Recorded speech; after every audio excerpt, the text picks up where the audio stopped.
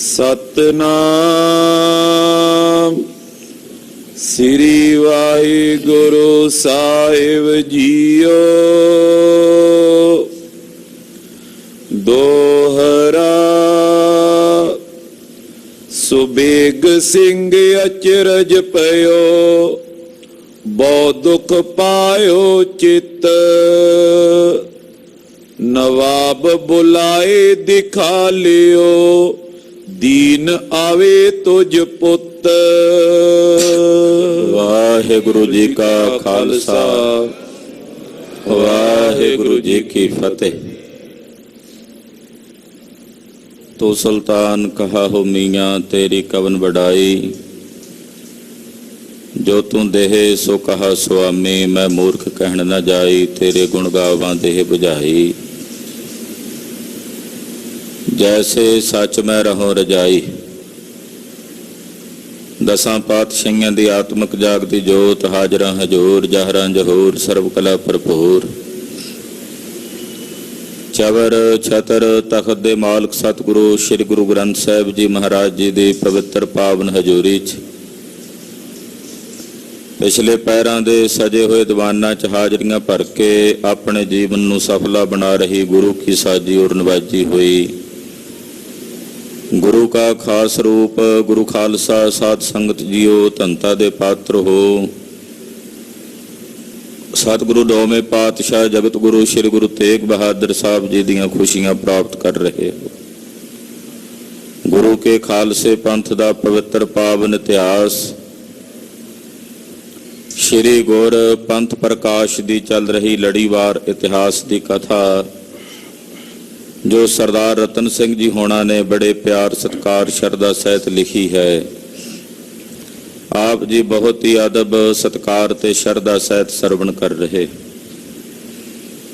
ਸਾਖੀ ਚੱਲ ਰਹੀ ਹੈ ਸੁਬੇਗ ਸਿੰਘ ਜੰਬਰ ਦੀ, ਕਿ ਸੁਬੇਗ ਸਿੰਘ ਨੂੰ ਔਰ ਉਹਨਾਂ ਦੇ ਪੁੱਤਰ ਭਾਈ ਸ਼ਹਬਾਜ਼ ਸਿੰਘ ਜੀ ਨੂੰ ਸੂਬੇ ਲਾਹੌਰ ਨੇ ਪਕੜ ਕੇ ਅਨੇਕਾਂ ਪ੍ਰਕਾਰ ਦੇ ਤਸੀਹੇ ਦਿੱਤੇ ਹਨ। ਆਖਿਆ ਦੀਨੇ ਇਸਲਾਮ ਕਬੂਲ ਕਰ ਲਓ, ਕਿਉਂ ਆਪਣੀ ਕੁੱਲ ਗਵਾਉਣਾ? ਜੇ ਤੈਨੂੰ ਆਪਣਾ ਫਿਕਰ ਨਹੀਂ, ਆਪਣੇ ਪੁੱਤਰ ਦਾ ਫਿਕਰ ਕਰ ਲੈ, ਇਹਨੂੰ ਰੱਖ ਲੈ, ਇਹਦੇ ਨਾਲ ਤੇਰੀ ਬੰਸ ਰਹਿ ਜਾਏਗੀ। ਤਾਂ ਭਾਈ ਸੁਬੇਗ ਸਿੰਘ ਹੋਣਾ ਨੇ ਜਵਾਬ ਦਿੱਤਾ, ਸੂਬਾ ਲਾਹੌਰ ਸਾਡੇ ਵਾਸਤੇ ਸਾਡੇ ਗੁਰੂ ਕਲਗੀਧਰ ਨੇ ਆਪਣੀ ਬੰਸ ਕੁਰਬਾਨ ਕਰ ਦਿੱਤੀ, ਆਪਣੀ ਕੁੱਲ ਕੁਰਬਾਨ ਕਰ ਦਿੱਤੀ ਹੈ, ਤੇ ਆਪਣੀ ਮੈਂ ਕੁੱਲ ਰੱਖ ਕੇ ਕੀ ਵਡਿਆਈ ਖੱਟਣੀ। ਹਮ ਕਾਰਨ ਗੁਰਕੁਲ ਹੈ ਕਵਾਈ ਗਵਾਈ, ਹਮ ਕੁੱਲ ਰੱਖੈ ਕਵਨ ਵਡਾਈ। ਮੈਂ ਆਪਣੀ ਕੁੱਲ ਰੱਖ ਕੇ ਕੀ ਵਡਿਆਈ ਖੱਟਣੀ।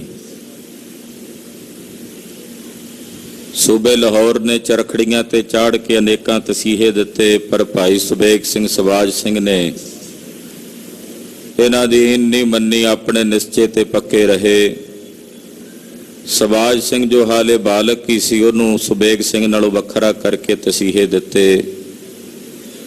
ਅਨੇਕਾਂ ਪ੍ਰਕਾਰ ਦੇ ਤਸੀਹੇ ਦੇਣ ਤੋਂ ਬਾਅਦ ਜਦੋਂ ਸ਼ਹਬਾਜ਼ ਸਿੰਘ ਬੇਹੋਸ਼ ਹੋ ਗਿਆ, ਉਹਦੇ ਚਿਹਰੇ ਤੇ ਜਲ ਦੇ ਛਿੱਟੇ ਮਾਰ ਕੇ ਕੁਝ ਘੁੱਟਾਂ ਪਾਣੀ ਮੂੰਹ ਵਿੱਚ ਪਾ ਕੇ ਹੋਸ਼ ਵਿੱਚ, ਅੱਧੀ ਕੁ ਹੋਸ਼ ਹੈ ਤੇ ਅੱਧੀ ਕੁ ਬੇਹੋਸ਼ੀ ਹੈ, ਪੂਰੀ ਸੋਝੀ ਵਿੱਚ ਨਹੀਂ। ਸੂਬਾ ਲਾਹੌਰ ਕਹਿੰਦਾ, ਹੁਣ ਤੇਰਾ ਨਵਾਂ ਜਨਮ ਹੋਇਆ, ਤੂੰ ਆਪਣਾ ਪਹਿਲਾ ਜਨਮ ਸਿੱਖੀ ਵਿੱਚ ਪਰਪੱਕ ਹੋ ਕੇ ਨਿਭਾ ਲਿਆ। ਇਹ ਜਿਹੜਾ ਤੇਰਾ ਨਵਾਂ ਜਨਮ ਹੈ, ਇਹਦੇ ਵਿੱਚ ਤੂੰ ਹੁਣ ਇਸਲਾਮ ਕਬੂਲ ਕਰ ਲੈ। ਉਹਨੇ ਕਈ ਹਿੰਦੂ ਜਿਹੜੇ ਮੁਸਲਮਾਨ ਬਣ ਗਏ ਸਨ ਉਹ ਵੀ ਵਿਖਾਏ, ਆ ਵੀ ਵੇਖਾ ਵੀ ਤਾਂ ਮੁਸਲਮਾਨ ਬਣੇ ਨੇ। ਸ਼ਹਬਾਜ਼ ਸਿੰਘ ਕੋਲੋਂ ਕਿਸੇ ਤਰੀਕੇ ਇਹਨੇ ਧੌਣ ਹਿਲਵਾ ਲਈ, ਉਹਨੇ ਹਾਮੀ ਭਰ ਦਿੱਤੀ ਸਿਰ ਹਿਲਾ ਕੇ, ਕਿਉਂਕਿ ਬੇਹੋਸ਼ੀ ਦੀ ਹਾਲਤ ਵਿੱਚ ਸੀ। ਤੋ ਸੂਬਾ ਲਾਹੌਰ ਸੁਬੇਗ ਸਿੰਘ ਕੋਲ ਆ ਕੇ ਕਹਿੰਦਾ, ਤੂੰ ਪੱਕਾ ਹੁੰਨਾ ਆਪਣੇ ਧਰਮ 'ਚ? ਤੇਰੇ ਪੁੱਤਰ ਨੇ ਸਾਡਾ ਇਸਲਾਮ ਕਬੂਲਣ ਲਈ ਹਾਮੀ ਭਰ ਦਿੱਤੀ। ਸੁਬੇਗ ਸਿੰਘ ਨੇ ਜਦੋਂ ਇਹ ਗੱਲ ਸੁਣੀ, ਸੁਣ ਕੇ ਅਚਰਜ ਵੀ ਹੋਇਆ, ਚਿੱਤ ਵਿੱਚ ਦੁਖੀ ਵੀ ਹੋਇਆ। ਜੇ ਇਹ ਗੱਲ ਸੱਚ ਹੈ ਤਾਂ ਬੜੀ ਮਾੜੀ ਬਾਤ ਹੈ। ਭਾਈ ਸੁਬੇਗ ਸਿੰਘ ਜੀ ਜਿਵੇਂ ਆਪਣੇ ਪੁੱਤਰ ਸ਼ਹਬਾਜ਼ ਸਿੰਘ ਦੇ ਮੱਥੇ ਦੇ ਲੇਖ ਬਦਲ ਰਹੇ ਨੇ, ਪਾਰ ਬ੍ਰਹਮ ਪਰਮੇਸ਼ਰ ਦੇ ਪਿਆਰਿਆਂ ਵਿੱਚ ਭਗਤੀ ਕਰਨ ਦੇ ਰੰਗ ਵਿੱਚ ਰੰਗਿਆ ਹੋਇਆਂ ਵਿੱਚ ਰੇਖ ਵਿੱਚ ਮੇਖ ਮਾਰਨ ਦੀ ਸ਼ਕਤੀ ਆ ਜਾਂਦੀ ਹੈ। ਆਓ ਇਹਨਾਂ ਸੂਰਬੀਰ ਬਹਾਦਰਾਂ ਦਾ, ਯੋਧਿਆਂ ਦਾ ਇਤਿਹਾਸ ਮਨ ਬਿਰਤੀਆਂ ਇਕਾਗਰ ਕਰਕੇ ਸਰਵਣ ਕਰੀਏ। ਗੁਰੂ ਪੰਥ ਦਾ ਧਿਆਨ ਆਪਣੇ ਹਿਰਦੇ 'ਚ ਧਾਰਦਿਆਂ ਰਸਨਾ ਨੂੰ ਪਵਿੱਤਰ ਕਰਦਿਆਂ ਆਖੋ ਜੀ ਸਤਨਾਮ ਸ੍ਰੀ ਵਾਹਿਗੁਰੂ ਸਾਹਿਬ ਜੀ। ਸਤਨਾਮ ਸ੍ਰੀ ਵਾਹਿਗੁਰੂ ਸਾਹਿਬ ਜੀ। ਦੋਹਰਾ ਸੁਬੇਗ ਸਿੰਘ ਅਚਰਜ ਪਇਓ, ਬਹੁ ਦੁਖ ਪਾਇਓ ਚਿਤ। ਜਦੋਂ ਸੁਬੇਗ ਸਿੰਘ ਨੇ ਬਾਤ ਸੁਣੀ ਸੂਬੇ ਲਾਹੌਰ ਦੇ ਮੂੰਹੋਂ ਕਿ ਤੁਹਾਡੇ ਪੁੱਤਰ ਨੇ ਇਸਲਾਮ ਕਬੂਲਣ ਵਾਸਤੇ ਹਾਮੀ ਭਰ ਦਿੱਤੀ ਸਿਰ ਹਿਲਾ ਕੇ, ਤਾਂ ਸੁਣ ਕੇ ਭਾਈ ਸੁਬੇਗ ਸਿੰਘ ਦਾ ਚਿੱਤ ਦੁਖੀ ਹੋਇਆ, ਬਹੁਤ ਜ਼ਿਆਦਾ ਅਚਰਜ ਤੇ ਹੈਰਾਨ ਵੀ ਹੋਇਆ। ਨਵਾਬ ਬੁਲਾਏ ਦਿਖਾ ਲਿਓ, ਦੀਨ ਆਵੇ ਤੁਝ ਪੁੱਤ। ਨਵਾਬ ਨੇ ਭਾਈ ਸਬਾਜ ਸਿੰਘ ਨੂੰ ਚੁੱਕ ਕੇ ਲਿਆਂਦਾ, ਨਾਲ ਸੁਬੇਗ ਸਿੰਘ ਨੂੰ ਵਿਖਾਇਆ ਵੀ ਆਹ ਵੇਖ ਤੇਰਾ ਪੁੱਤਰ, ਇਹਨੇ ਸਾਡਾ ਦੀਨ ਕਬੂਲ ਕਰਨ ਵਾਸਤੇ ਹਾਮੀ ਭਰ ਦਿੱਤੀ ਹੈ। ਜੋ ਭਾਈ ਸੁਬੇਗ ਸਿੰਘ ਕਹਿਓ ਸੁਤ ਕੀ ਪਇਓ। ਜਦੋਂ ਭਾਈ ਸੁਬੇਗ ਸਿੰਘ ਜੀ ਨੇ ਵੇਖਿਆ ਆਪਣੇ ਪੁੱਤਰ ਨੂੰ, ਸਰੀਰ ਦੀ ਹਾਲਤ ਬੜੀ ਭਿਆਨਕ ਸੀ, ਚਿਹਰਾ ਸੁੱਜਿਆ ਹੋਇਆ ਸੀ ਕੁੱਟ ਦੇ ਨਾਲ, ਦੰਦ ਤੋੜੇ ਹੋਏ ਸਨ, ਅਨੇਕਾਂ ਪ੍ਰਕਾਰ ਦੇ ਤਸੀਹੇ ਸਬਾਜ ਸਿੰਘ ਬਾਲਕ ਨੂੰ ਦਿੱਤੇ ਸਨ। ਉਹ ਨਹੀਂ ਵੇਖੇ ਸੁਬੇਗ ਸਿੰਘ ਨੇ, ਬਸ ਇਹ ਪੁੱਛਿਆ ਬੇਟਾ ਸਬਾਜ ਸਿੰਘ ਪੁੱਤਰ ਕੀ ਹੋਇਆ। ਏਦਾਂ ਇਹ ਸਵਾਲ ਕੀਤਾ। ਬਾਲਕਏ ਦੁੱਖ ਸਇਓ ਨ ਗਇਓ। ਬਾਲਕ ਸਬਾਜ ਸਿੰਘ ਨੇ ਆਖਿਆ ਪਿਤਾ ਜੀ ਜਿੰਨੇ ਤਸੀਹੇ ਇਹਨਾਂ ਨੇ ਦਿੱਤੇ ਨੇ ਮੇਰੇ ਕੋਲੋਂ ਝੱਲੇ ਨਹੀਂ ਗਏ, ਇਹਨਾਂ ਜਿੰਨੇ ਮੈਨੂੰ ਦੁੱਖ ਦਿੱਤੇ ਨੇ, ਅਜ਼ਾਬ ਦਿੱਤੇ ਨੇ, ਉਹ ਮੇਰੇ ਕੋਲੋਂ ਨਹੀਂ ਸਹੇ ਗਏ। ਸੁਬੇਗ ਸਿੰਘ ਸੁਨ ਹੋਏ ਗਏ ਚੁੱਪ। ਇਹ ਸੁਣ ਕੇ ਭਾਈ ਸੁਬੇਗ ਸਿੰਘ ਜੀ ਇੱਕ ਵਾਰੀ ਚੁੱਪ ਕਰ ਗਏ ਕਿ ਸੂਬਾ ਲਾਹੌਰ ਕਿਤੇ ਨਾ ਕਿਤੇ ਸੱਚ ਕਹਿ ਰਿਹਾ ਹੈ। ਭਾਈ ਸੁਬੇਗ ਸਿੰਘ ਜੀ ਸੁਣ ਕੇ ਇੱਕ ਵਾਰੀ ਚੁੱਪ ਕਰ ਗਏ। ਇਹ ਕਹਾ ਪਇਓ ਰਿਓ ਸਿੰਘ ਰੂਪ। ਸੋਚਦੇ ਆ ਵੀ ਇਹ ਹੋ ਕੀ ਗਿਆ, ਇਹ ਕੀ ਖੇਡ ਵਰਤ ਗਈ। ਭਾਈ ਸੁਬੇਗ ਸਿੰਘ ਜੀ ਸੋਚਦੇ ਆ ਮਨ 'ਚ, ਇਹ ਕਿਵੇਂ ਹੋ ਸਕਦਾ ਹੈ। ਸਬਾਜ ਸਿੰਘ ਨੇ ਕਿਵੇਂ ਇਹਨਾਂ ਦੀ ਈਨ ਮੰਨ ਲਈ ਹੈ, ਕਿਵੇਂ ਉਹਨੇ ਹਾਮੀ ਭਰ ਦਿੱਤੀ ਹੈ। ਏਦਾਂ ਭਾਈ ਸੁਬੇਗ ਸਿੰਘ ਜੀ ਮਨ ਹੀ ਮਨ ਸੋਚਦੇ ਹਨ। ਫੇਰ ਸਿੰਘ ਕੀ ਇਹ ਜੀ ਆਈ। ਫਿਰ ਭਾਈ ਸੁਬੇਗ ਸਿੰਘ ਦੇ ਮਨ ਵਿੱਚ ਇਹ ਖਿਆਲ ਆਇਆ, ਦੇਖੋ ਅਬ ਮੈਂ ਪਾਸ ਬੁਲਾਈ। ਕਹਿੰਦੇ ਹੁਣ ਮੈਂ ਸਬਾਜ ਸਿੰਘ ਨੂੰ ਕੋਲ ਬੁਲਾ ਕੇ ਧਿਆਨ ਨਾਲ ਉਹਨੂੰ ਵੇਖਾਂ, ਗੌਰ ਨਾਲ ਵੇਖਾਂ, ਉਹਦਾ ਮੱਥਾ ਵੇਖਾਂ, ਉਹਦਾ ਚਿਹਰਾ ਵੇਖਾਂ। ਦੇਖੋ ਕੈਸੇ ਕਲਮਾ ਕਹੇ। ਮੈਂ ਵੇਖਦਾ ਵੀ ਕਿਵੇਂ ਕਲਮਾ ਕਹਿਣ ਨੂੰ ਤਿਆਰ ਹੋ ਗਿਆ ਹੈ, ਕਿਵੇਂ ਕਲਮਾ ਪੜਨ ਵਾਸਤੇ ਨੇ ਹਾਮੀ ਭਰ ਦਿੱਤੀ ਹੈ। ਗੁਰੂ ਨਾਮ ਕਿਮ ਭੁੱਲਿਆ ਚਾਹੇ। ਸਤਿਗੁਰਾਂ ਦਾ ਨਾਮ ਕਿਵੇਂ ਭੁੱਲਣਾ ਚਾਹੁੰਦਾ ਹੈ। ਇਹ ਕਲਮਾ ਪੜਨ ਨੂੰ ਤਿਆਰ ਹੋ ਗਿਆ, ਇਹਦਾ ਮਤਲਬ ਸਤਿਗੁਰਾਂ ਦਾ ਨਾਮ ਛੱਡਣ ਨੂੰ ਤਿਆਰ ਹੋ ਗਿਆ।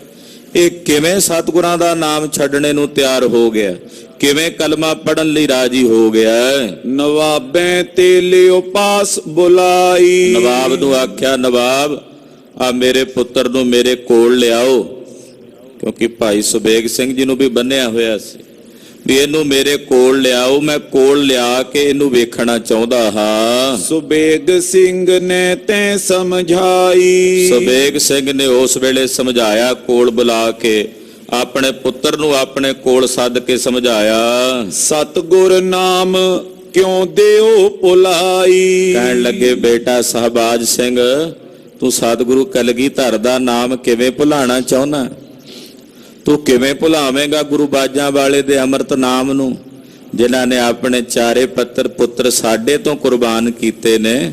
ਤੂੰ ਉਹਨਾਂ ਦਾ ਅੰਮ੍ਰਿਤ ਨਾਮ ਕਿਵੇਂ ਆਪਣੀ ਰਸਨਾ ਤੋਂ ਭੁਲਾਵੇਂਗਾ। ਤੈਂ ਪਰ ਕਿਨ ਤਲਵਾਰ ਚਲਾਈ। ਤੇਰੇ ਤੇ ਕਿਸੇ ਨੇ ਤਲਵਾਰ ਤਾਂ ਨਹੀਂ ਸੀ ਚਲਾਈ ਕਿ ਤੂੰ ਇਹ ਗੱਲ ਮੰਨ ਲਈ ਆ, ਇਹਨਾਂ ਦੀ ਹਾਮੀ ਭਰ ਦਿੱਤੀ ਆ ਇਹਨਾਂ ਦੀ ਗੱਲ ਸੁਣ ਕੇ। ਦੋਹਰਾ ਦੇਖਿਓ ਮਸਤਕ ਧਿਆਨ ਤਰ, ਹੋਨ ਲਿਖਿਓ ਮੁਸਲਮਾਨ। ਭਾਈ ਸੁਬੇਗ ਸਿੰਘ ਜੀ ਜਿਹੜੇ ਇੰਨੇ ਤਸੀਹੇ ਚੱਲ ਰਹੇ ਨੇ, ਕੋਈ ਛੋਟੀ ਅਵਸਥਾ ਨਹੀਂ ਸੀ। ਉਹਨਾਂ ਨੇ ਆਪਣੇ ਪੁੱਤਰ ਦੇ ਮੱਥੇ ਤੇ ਪੂਰਾ ਧਿਆਨ ਮਾਰ ਕੇ ਵੇਖਿਆ ਕਿ ਕੋਈ ਕਰਮ ਹੈ ਇਹਦੇ ਮੱਥੇ ਤੇ ਲਿਖਿਆ ਮਾੜਾ ਭੈੜਾ, ਜਿਸ ਦਾ ਫਲ ਇਹਨੂੰ ਇਹ ਪ੍ਰਾਪਤ ਹੋਣ ਲੱਗਾ ਕਿ ਇਹਦੇ ਮੱਥੇ ਤੇ ਲਿਖਿਆ ਮੁਸਲਮਾਨ ਹੋਣਾ। ਭਾਈ ਸੁਬੇਗ ਸਿੰਘ ਹੋਣਾ ਨੇ ਧਿਆਨ ਨਾਲ ਗੌਰ ਨਾਲ ਵੇਖਿਆ ਕਿ ਕੋਈ ਮਾੜਾ ਕਰਮ ਹੈ, ਭੈੜਾ ਕਰਮ ਹੈ ਇਹਦੇ ਪੂਰਬਲੇ ਜਨਮ ਦਾ, ਜਿਹੜਾ ਅੱਗੇ ਆ ਗਿਆ ਹੈ, ਜਿਸ ਦਾ ਫਲ ਇਹਨੂੰ ਮਿਲਣਾ ਹੈ, ਇਹ ਮੁਸਲਮਾਨ ਹੋਣਾ ਇਹਦੇ ਮੱਥੇ ਤੇ ਲਿਖਿਆ। ਸੁਬੇਗ ਸਿੰਘ ਸਿਰ ਫੇਰਿਓ, ਲੱਗਿਓ ਸੋ ਪਛੋਤਾਨ। ਆਪਣੇ ਪੁੱਤਰ ਦਾ ਮੱਥਾ ਪੜ ਕੇ ਸੁਬੇਗ ਸਿੰਘ ਜੀ ਨੇ ਸਿਰ ਹਿਲਾਇਆ, ਪਛਤਾਵਾ ਕੀਤਾ। ਇਹ ਤਾਂ ਬਹੁਤ ਮਾੜਾ ਹੋਵੇਗਾ, ਇਹ ਤਾਂ ਸਿੱਖੀ ਉੱਤੇ ਕਲੰਕ ਲੱਗ ਜਾਏਗਾ।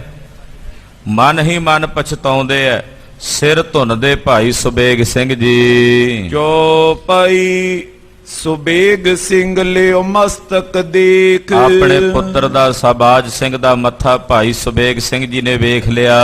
ਮੁਸਲਮਾਨ ਹੋਨ ਲਿਖਿਓ ਲੇਖ। ਵੇਖਿਆ ਕਿ ਮੱਥੇ ਤੇ ਮੁਸਲਮਾਨ ਹੋਣਾ ਲੇਖ ਲਿਖੇ ਹੋਏ ਨੇ। ਤਬ ਤਿੰਨ ਪਨਹੀ ਪਗੋਂ ਉਤਾਰੀ। ਭਾਈ ਸਾਹਿਬ ਭਾਈ ਸੁਬੇਗ ਸਿੰਘ ਜੀ ਨੇ ਕਲਗੀਧਰ ਦਾ ਧਿਆਨ ਧਾਰਿਆ। ਮਹਾਰਾਜ, ਲਿਖੇ ਹੋਏ ਲੇਖਾਂ ਨੂੰ ਮੇਟਣ ਦੀ ਤਾਕਤ ਤੁਹਾਡੇ ਕੋਲ ਹੈ, ਤੁਸੀਂ ਕਰ ਸਕਦੇ ਹੋ ਸਭ ਕੁਝ।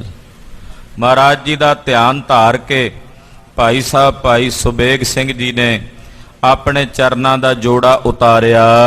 ਚਰਨ ਛੁਹਾਏ ਦਿਓ ਇੱਕ ਬਾਰੀ। ਔਰ ਆਪਣਾ ਚਰਨ ਭਾਈ ਸਾਬਾਜ ਸਿੰਘ ਯਾਨੀ ਕਿ ਆਪਣੇ ਪੁੱਤਰ ਦੇ ਮੱਥੇ ਤੇ ਛੁਆ ਦਿੱਤਾ।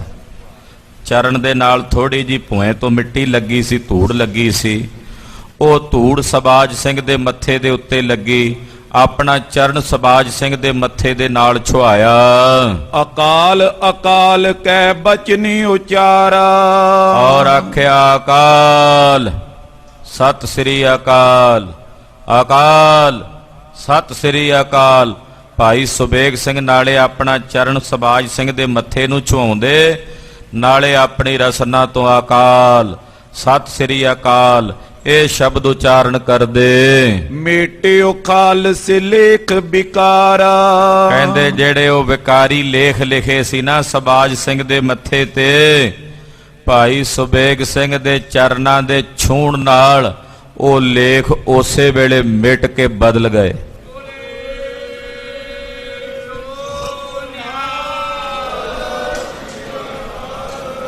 ਉਹ ਲੇਖ ਮਿਟ ਗਏ, ਉਹ ਲੇਖ ਬਦਲ ਗਏ।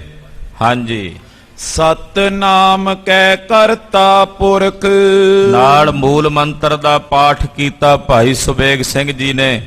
ਮੂਲ ਮੰਤਰ ਦਾ ਜਾਪ ਕਰਕੇ ਮਿਟ ਗਏ ਹਰਫ ਜੋ ਹੋਣੋ ਤੁਰਕ।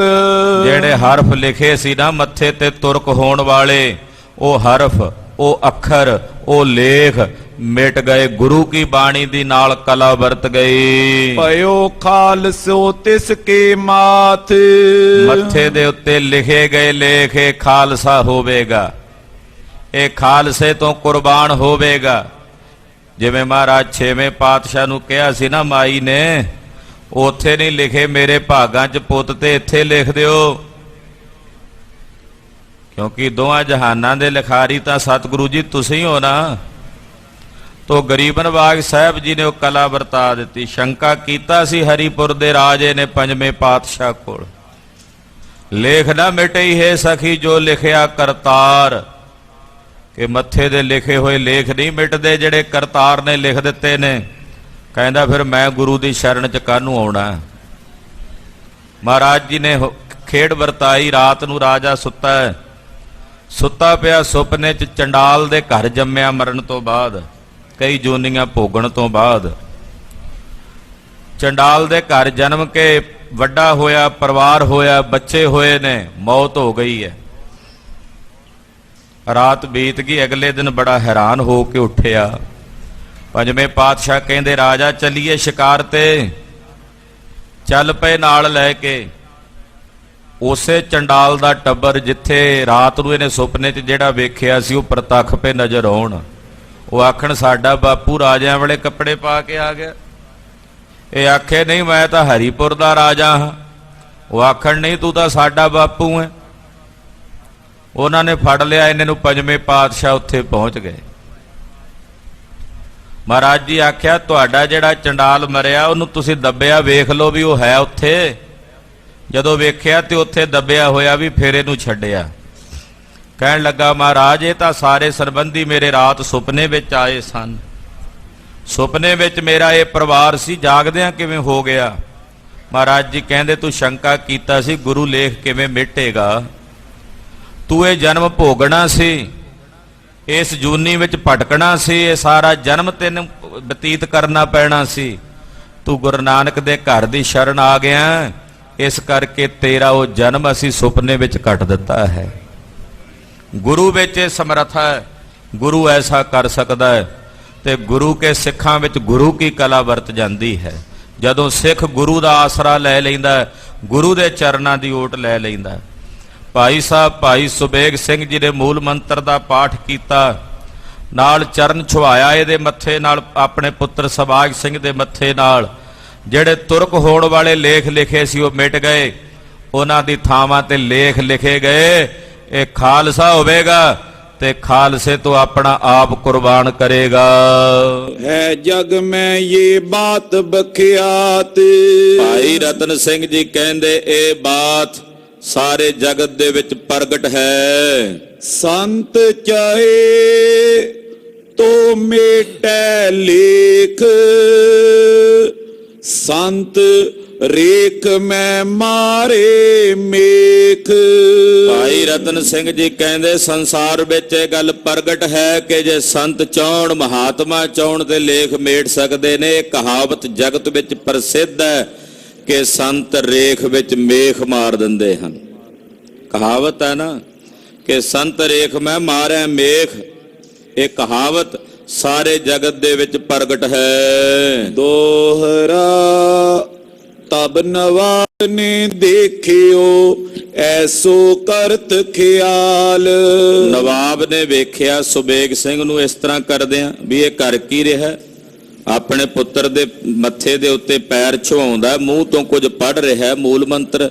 ਉਹਨੂੰ ਨਹੀਂ ਨਾ ਪਤਾ ਵੀ ਇਹ ਮੂਲ ਮੰਤਰ ਕਰ ਰਿਹਾ, ਵੀ ਇਹ ਕੀ ਪੜ ਰਿਹਾ। ਨਾਲ ਅਕਾਲ ਅਕਾਲ ਕਹਿ ਰਿਹਾ।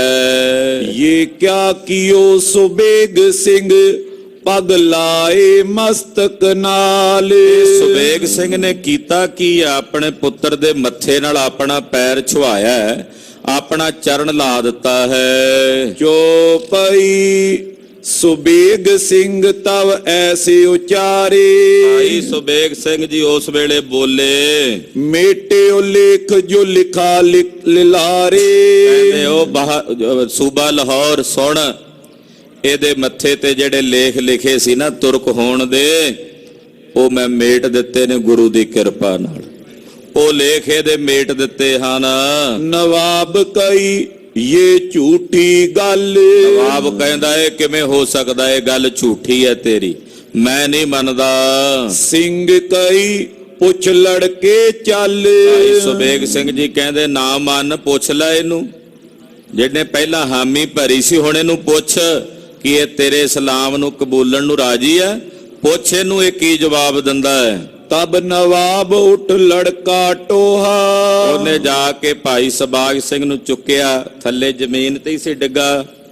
ਸਰੀਰ ਦੇ ਹਾਲਾਤ ਬਹੁਤ ਦਰਦਦਾਇਕ ਸਨ।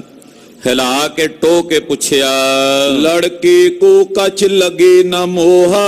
ਕਹਿੰਦੇ ਜਦੋਂ ਟੋਹ ਕੇ ਪੁੱਛਿਆ, ਹਾਂ ਪੁੱਤਰ ਦੱਸ। ਕਹਿੰਦੇ ਅੱਗੋਂ ਸਬਾਜ ਸਿੰਘ ਸੁਬੇਗ ਸਿੰਘ ਨਾਲੋਂ ਵੀ ਕਰੜਾ, ਆਪਣੇ ਪਿਤਾ ਨਾਲੋਂ ਵੀ ਪਰਪੱਕ ਨਿਸ਼ਚਾ। ਉਹਨੇ ਸਰੀਰ ਦਾ ਕੋਈ ਮੋਹ ਕੀਤਾ ਹੀ ਨਹੀਂ, ਮਮਤਾ ਕੀਤੀ ਨਹੀਂ। ਉਹ ਲੜਕੇ ਤੂੰ ਮੁਸਲਮਾਨ। ਨਵਾਬ ਕਹਿੰਦਾ ਹਾਂ ਲੜਕੇ ਮੁਸਲਮਾਨ ਹੋਵੇਗਾ। ਕਲਮਾ ਪੜੋ ਤੋ ਛੋੜੇ ਪ੍ਰਾਨ। ਜੇ ਕਲਮਾ ਪੜੇਗਾ ਤਾਂ ਤੇਰੇ ਪ੍ਰਾਣ ਛੱਡਾਂਗਾ, ਤਾਂ ਤੇਰੀ ਜਿੰਦ ਛੱਡਾਂਗਾ। ਤਬ ਲੜਕੇ ਨੇ ਬਚਨ ਉਚਾਰਾ। ਕਹਿੰਦੇ ਅੱਗੋਂ ਬੱਚੇ ਸ਼ਹਬਾਜ਼ ਸਿੰਘ ਨੇ ਜਵਾਬ ਦਿੱਤਾ, ਬੋਲਿਆ ਸੂਬੇ ਲਾਹੌਰ ਨੂੰ, ਕਹਿਣ ਲੱਗਾ ਕੜਕਵੀਂ ਆਵਾਜ਼ ਵਿੱਚ, ਆਪਣਾ ਕਲਮਾ ਹਮੇ ਪਿਆਰਾ। ਆਖਿਆ ਉਹ ਸੂਬਾ ਲਾਹੌਰ, ਮੈਨੂੰ ਮੇਰੇ ਸਾਹਿਬ ਦੀ ਦਿੱਤੀ ਹੋਈ ਕਲਮ ਪਿਆਰੀ ਹੈ। ਜਿਹੜੀਆਂ ਕਲਮਾਂ ਸਤਿਗੁਰਾਂ ਨੇ ਸਾਨੂੰ ਦਿੱਤੀਆਂ ਨੇ ਉਹ ਕਲਮਾਂ ਮੈਨੂੰ ਪਿਆਰੀਆਂ ਹਨ। ਸਤਨਾਮ ਜੋ ਗੁਰ ਤੇ ਲਿਆ। ਜਿਹੜਾ ਮੂਲ ਮੰਤਰ ਮੇਰੇ ਗੁਰੂ ਨੇ ਸਾਨੂੰ ਦਿੱਤਾ ਉਹ ਕਲਮ ਮੈਨੂੰ ਪਿਆਰੀ ਹੈ। ਵਾਹਿਗੁਰੂ ਗੁਰ ਕਲਮਾ ਦੀਆ। ਵਾਹਿਗੁਰੂ ਵਾਹਿਗੁਰੂ ਵਾਹਿਗੁਰੂ। ਇਹ ਜਿਹੜੀ ਸੱਚੀ ਕਲਮ ਹੈ, ਇਹ ਕਲਮਾਂ ਜਿਹੜੀਆਂ ਨੇ ਸਾਡੇ ਸਤਿਗੁਰੂ ਜੀ ਨੇ ਮੈਨੂੰ ਦਿੱਤੀਆਂ ਹਨ।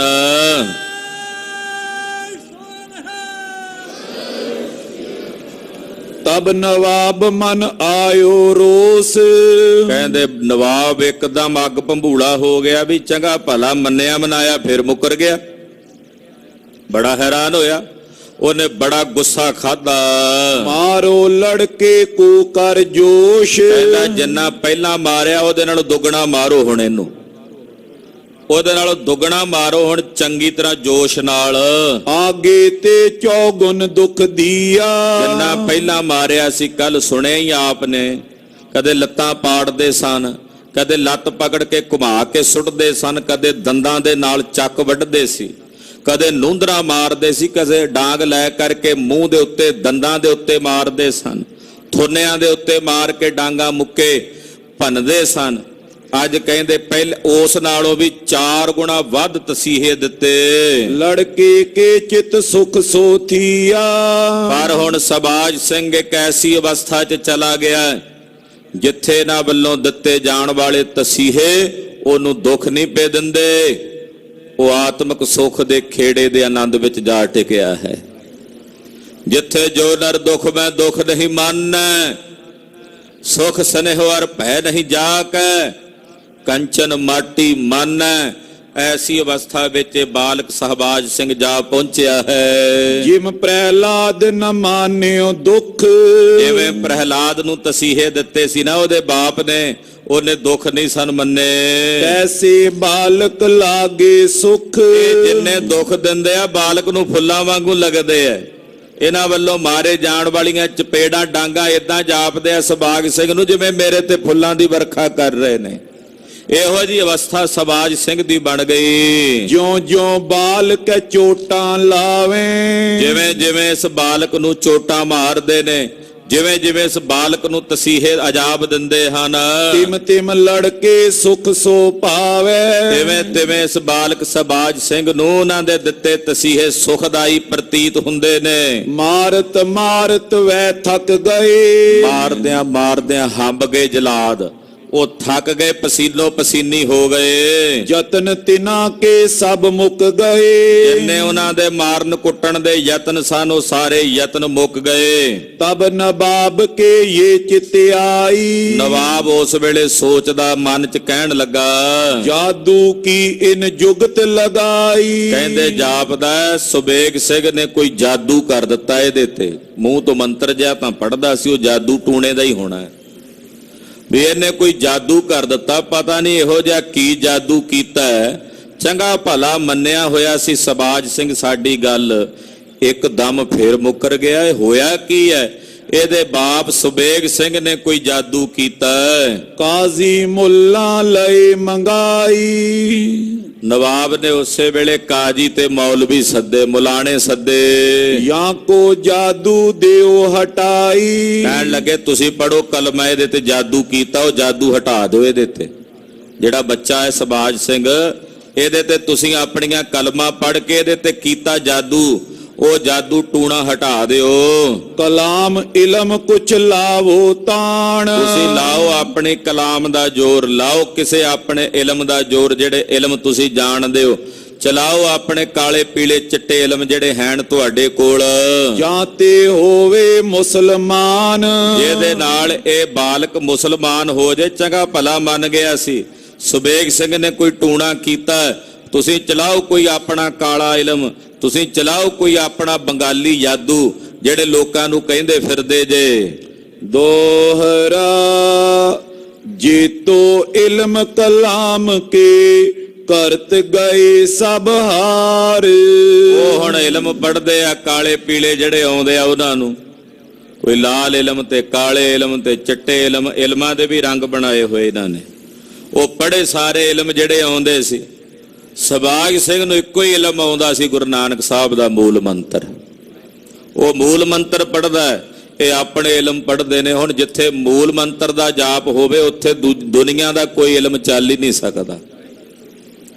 ਇਹ ਤਾਂ ਵਹਿਮ ਭਰਮ ਨੇ ਲੋਕਾਂ ਦੇ ਦਿਲਾਂ 'ਚ ਪਾ ਦਿੱਤੇ ਜਾਂਦੇ ਆ। ਤੁਹਾਡੇ ਦੁਕਾਨ ਤੇ ਕਾਲਾ ਇਲਮ ਚਲਾ ਦਿੱਤਾ ਹੈ, ਤੁਹਾਡੇ ਘਰ ਦੇ ਉੱਤੇ ਕਾਲਾ ਇਲਮ ਚਲਾ ਦਿੱਤਾ ਹੈ।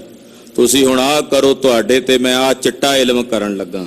ਕਾਲੇ ਇਲਮ ਨੂੰ ਸਾਡਾ ਚਿੱਟਾ ਇਲਮ ਖਤਮ ਕਰੇਗਾ। ਲੋਕ ਗੁੰਮਰਾਹ ਹੋਏ ਫਿਰਦੇ ਐ। ਜਿੱਥੇ ਸਤਿਗੁਰਾਂ ਦੀ ਪਾਵਨ ਅੰਮ੍ਰਿਤ ਬਾਣੀ ਦਾ ਮੂਲ ਮੰਤਰ ਦਾ ਜਾਪ ਹੁੰਦਾ ਗੁਰੂ ਖਾਲਸਾ ਜੀ, ਉੱਥੇ ਦੁਨੀਆ ਦਾ ਕੋਈ ਇਲਮ ਨਹੀਂ ਚੱਲ ਸਕਦਾ। ਸਬਾਗ ਸਿੰਘ ਮੂਲ ਮੰਤਰ ਦਾ ਜਾਪ ਕਰਦਾ, ਗੁਰ ਮੰਤਰ ਦਾ ਜਾਪ ਕਰਦਾ। ਇਹ ਆਪਣੇ ਇਲਮ ਲਾ ਲਾ ਕੇ ਥੱਕ ਗਏ, ਪਰ ਸਬਾਜ ਸਿੰਘ ਤੇ ਪ੍ਰਭਾਵ ਨਹੀਂ ਪਾ ਸਕੇ। कुछ न लागे खालसे होए करत खुआर। ਕਹਿੰਦੇ ਜਿੰਨੇ ਮਰਜ਼ੀ ਕੋਈ ਇਲਮ ਕਰ ਲਵੇ, ਖਾਲਸੇ ਨੂੰ ਨਹੀਂ ਇਲਮ ਲੱਗਦੇ। ਜਿਹੜੇ ਇਲਮ ਕਰਦੇ ਨੇ ਖਾਲਸੇ ਉੱਤੇ, ਉਹ ਇਲਮ ਉਹਨਾਂ ਨੂੰ ਖੁਆਰ ਕਰਦੇ ਆ ਜਾ ਕੇ। ਖਾਲਸੇ ਦਾ ਵਾਲ ਵੀ ਵਿੰਗਾ ਨਹੀਂ ਹੁੰਦਾ। ਚੋਪਈ ਨਵਾਬ ਗਿਓ ਥਕ ਦੁੱਖ ਕੋ ਦੇਤ। ਨਵਾਬ ਹੰਬ ਗਿਆ, ਥੱਕ ਗਿਆ, ਅਨੇਕਾਂ ਤਸੀਹੇ ਦਿੰਦਿਆਂ ਦਿੰਦਿਆਂ। ਪਾਇਓ ਨਾਈ ਤਿੰਨ ਗੁਰ ਭੇਤ।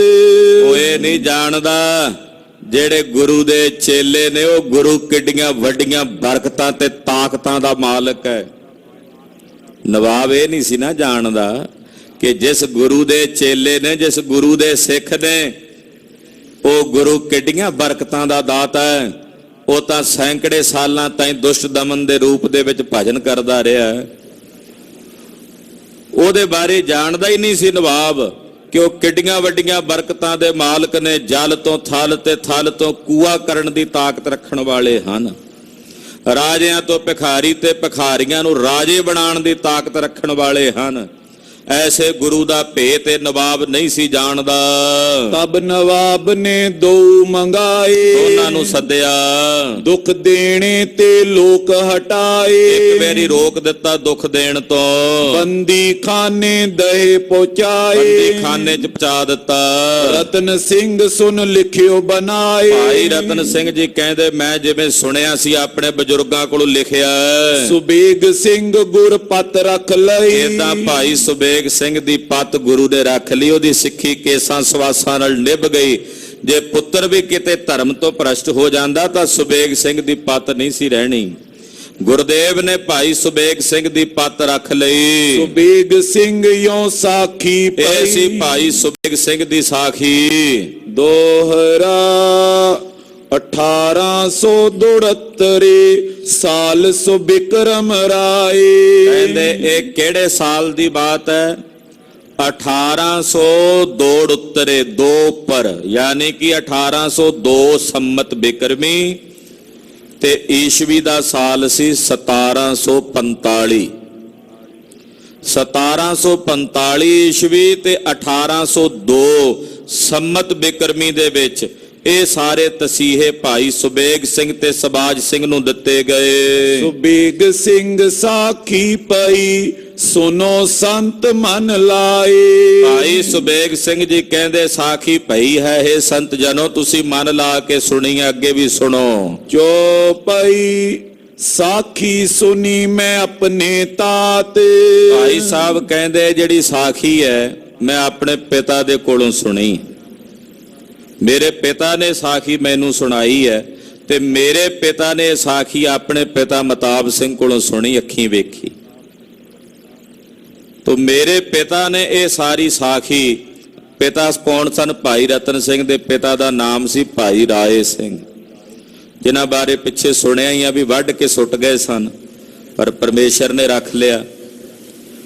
ਕਹਿੰਦੇ ਮੇਰੇ ਪਿਤਾ ਨੇ ਮੈਨੂੰ ਇਹ ਸਾਖੀ ਸੁਣਾਈ ਹੈ ਤੇ ਜਿਵੇਂ ਉਹਨੇ ਸੁਣਾਈ ਹੈ ਮੈਂ ਤਿਵੇਂ ਇੱਥੇ ਰਤਨ ਸਿੰਘ ਜੀ ਕਹਿੰਦੇ ਲਿਖ ਦਿੱਤੀ ਹੈ। ਤੈਸੇ ਲਿਖੀ ਰਤਨ ਸਿੰਘ ਬਾਤ, ਹੂ ਉਸੇ ਤਰ੍ਹਾਂ ਲਿਖੀ ਹੈ ਜਿਵੇਂ ਮੇਰੇ ਪਿਤਾ ਜੀ ਨੇ ਸੁਣਾਈ ਹੈ। ਜੇਤੀ ਸੁਨੀ ਤੇਤੀ ਹਮ ਕਈ, ਜਿੰਨੀ ਸੁਣੀ ਸੀ ਮੈਂ ਉਨੀ ਕਹਿ ਦਿੱਤੀ ਹੈ। ਆਗੇ ਔਰ ਸੁਨੋ ਗਤ ਨਹੀਂ। ਹੁਣ ਅੱਗੇ ਹੋਰ ਕਥਾ ਸੁਣੋ ਗੁਰੂ ਖਾਲਸਾ ਜੀ। ਦੋਹਰਾ ਸਾਖੀ ਤਾਰੂ ਸਿੰਘ ਕੀ, ਸੁਨੋ ਸਿੰਘ ਮਨ ਲਾਏ। ਐ ਗੁਰੂ ਕੇ ਲਾਲੋ ਹੁਣ ਸੁਣੋ ਉਸ ਮਹਾਨ ਸ਼ਹੀਦ ਦੀ ਸਾਖੀ ਜਿਹਨੂੰ ਅਰਦਾਸ ਵਿੱਚ ਨਿਤ ਧਿਆਨ ਵਿੱਚ ਧਾਰਦੇ ਹੋ ਕਿ ਜਿਨ੍ਹਾਂ ਨੇ ਖੋਪਰੀਆਂ ਲੋਹਾਈਆਂ।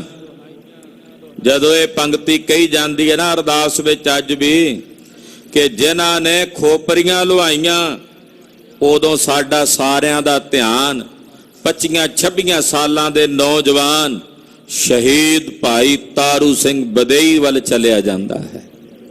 ਬਦੇਹੀ ਸ਼ਬਦ ਲਿਖਿਆ ਇੱਥੇ ਭਾਈ ਸਾਹਿਬ ਰਤਨ ਸਿੰਘ ਹੋਣਾ ਨੇ, ਬਦੇਹੀ ਜਿਹੜੇ ਇਸ ਦੇਹ ਤੋਂ ਮੁਕਤ ਹੋ ਕੇ ਰਹਿੰਦੇ ਸਨ। ਭਾਈ ਤਾਰੂ ਸਿੰਘ ਸ਼ਹੀਦ ਦੀ ਕਥਾ ਤਾਰਾ ਸਿੰਘ ਵਾਂ ਦੀ ਵੀ ਸੁਣੀ ਹੈ ਪਿੱਛੇ ਕਥਾ ਆਪ ਜੀ ਨੇ। ਤਾਰਾ ਸਿੰਘ ਵਾਂ ਨਿਹੰਗ ਸਿੰਘ ਜੋ ਡਲਵਾ ਪਿੰਡ ਦੇ ਰਹਿਣ ਵਾਲੇ ਸਨ, ਵਾਂ ਪਿੰਡ ਦੇ, ਕਹਿੰਦੇ ਇਹ ਭਾਈ ਤਾਰੂ ਸਿੰਘ ਜੀ ਨੇ ਉਹਨਾਂ ਦੀ ਸਾਖੀ ਮਨ ਲਾ ਕੇ ਪਿਆਰ ਨਾਲ ਸੁਣੋ ਕਿਵੇਂ ਭਾਈ ਤਾਰੂ ਸਿੰਘ ਜੀ ਨੇ ਆਪਣੀ ਸਿੱਖੀ ਕੇਸਾਂ ਸਵਾਸਾਂ ਦੇ ਨਾਲ ਨਿਭਾਈ ਹੈ। ਜੋ ਖਾਨ ਬਹਾਦਰ ਲੈ ਤੁਰਿਓ, ਖੋਪਰੀ ਸਿਰੋਂ ਉਤਰਾਏ। ਭਾਈ ਤਾਰੂ ਸਿੰਘ ਆਪ ਕੱਲੇ ਨਹੀਂ ਗਏ, ਉਹ ਜ਼ਕਰੀਏ ਨੂੰ ਖਾਨ ਬਹਾਦਰ ਨੂੰ ਆਪਣੀ ਜੁੱਤੀ ਅੱਗੇ ਲਾ ਕੇ ਟੋਰ ਕੇ ਉਹਨੂੰ ਅਗਲੇ ਘਰ ਫਿਰ ਆਪ ਖੋਪਰ ਲਵਾ ਕੇ ਬਾਅਦ ਵਿੱਚ ਸ਼ਹੀਦੀ ਪ੍ਰਾਪਤ ਕੀਤੀ। ਜਾਂ ਖੋਪਰ ਤਾਂ ਪਹਿਲਾਂ ਹੀ ਲੈ ਗਿਆ ਸੀ, 22 ਦਿਨ ਖੋਪਰ ਲੈਣ ਤੋਂ ਬਾਅਦ ਵੀ ਜਿਉਂਦੇ ਰਹੇ। ਜਦੋਂ ਸੁਣਿਆ ਨਾ ਵੀ ਜ਼ਕਰੀਆ ਚਲਿਆ ਗਿਆ, ਮਰ ਗਿਆ ਪਾਪੀ, ਫਿਰ ਭਾਈ ਸਾਹਿਬ ਨੇ ਵੀ ਸਰੀਰ ਸ਼ਾਂਤ ਕੀਤਾ ਸੀ। ਹਾਂਜੀ, ਜੋ ਮਾਝੇ ਮੈਂ ਬਸਤ ਤੇ ਭਲੇ ਸੋ ਪੂਲੇ ਗ੍ਰਾਮ। ਕਿੱਥੋਂ ਦੇ ਰਹਿਣ ਵਾਲੇ ਸਨ ਭਾਈ ਤਾਰੂ ਸਿੰਘ ਜੀ? ਮਾਝੇ ਦੇ ਵਿੱਚ ਪੂਲਾ ਪਿੰਡ ਹੈ, ਪੂਲਾ। ਉਸ ਪੂਲੇ ਪਿੰਡ ਦੇ ਰਹਿਣ ਵਾਲੇ ਸਨ ਭਾਈ ਤਾਰੂ ਸਿੰਘ ਸ਼ਹੀਦ। ਹਠੀ ਤਪੀ ਸਾਚੋ ਸਤੀ, ਨਿਹੰਗ ਤਾਰੂ ਸਿੰਘ ਨਾਮ।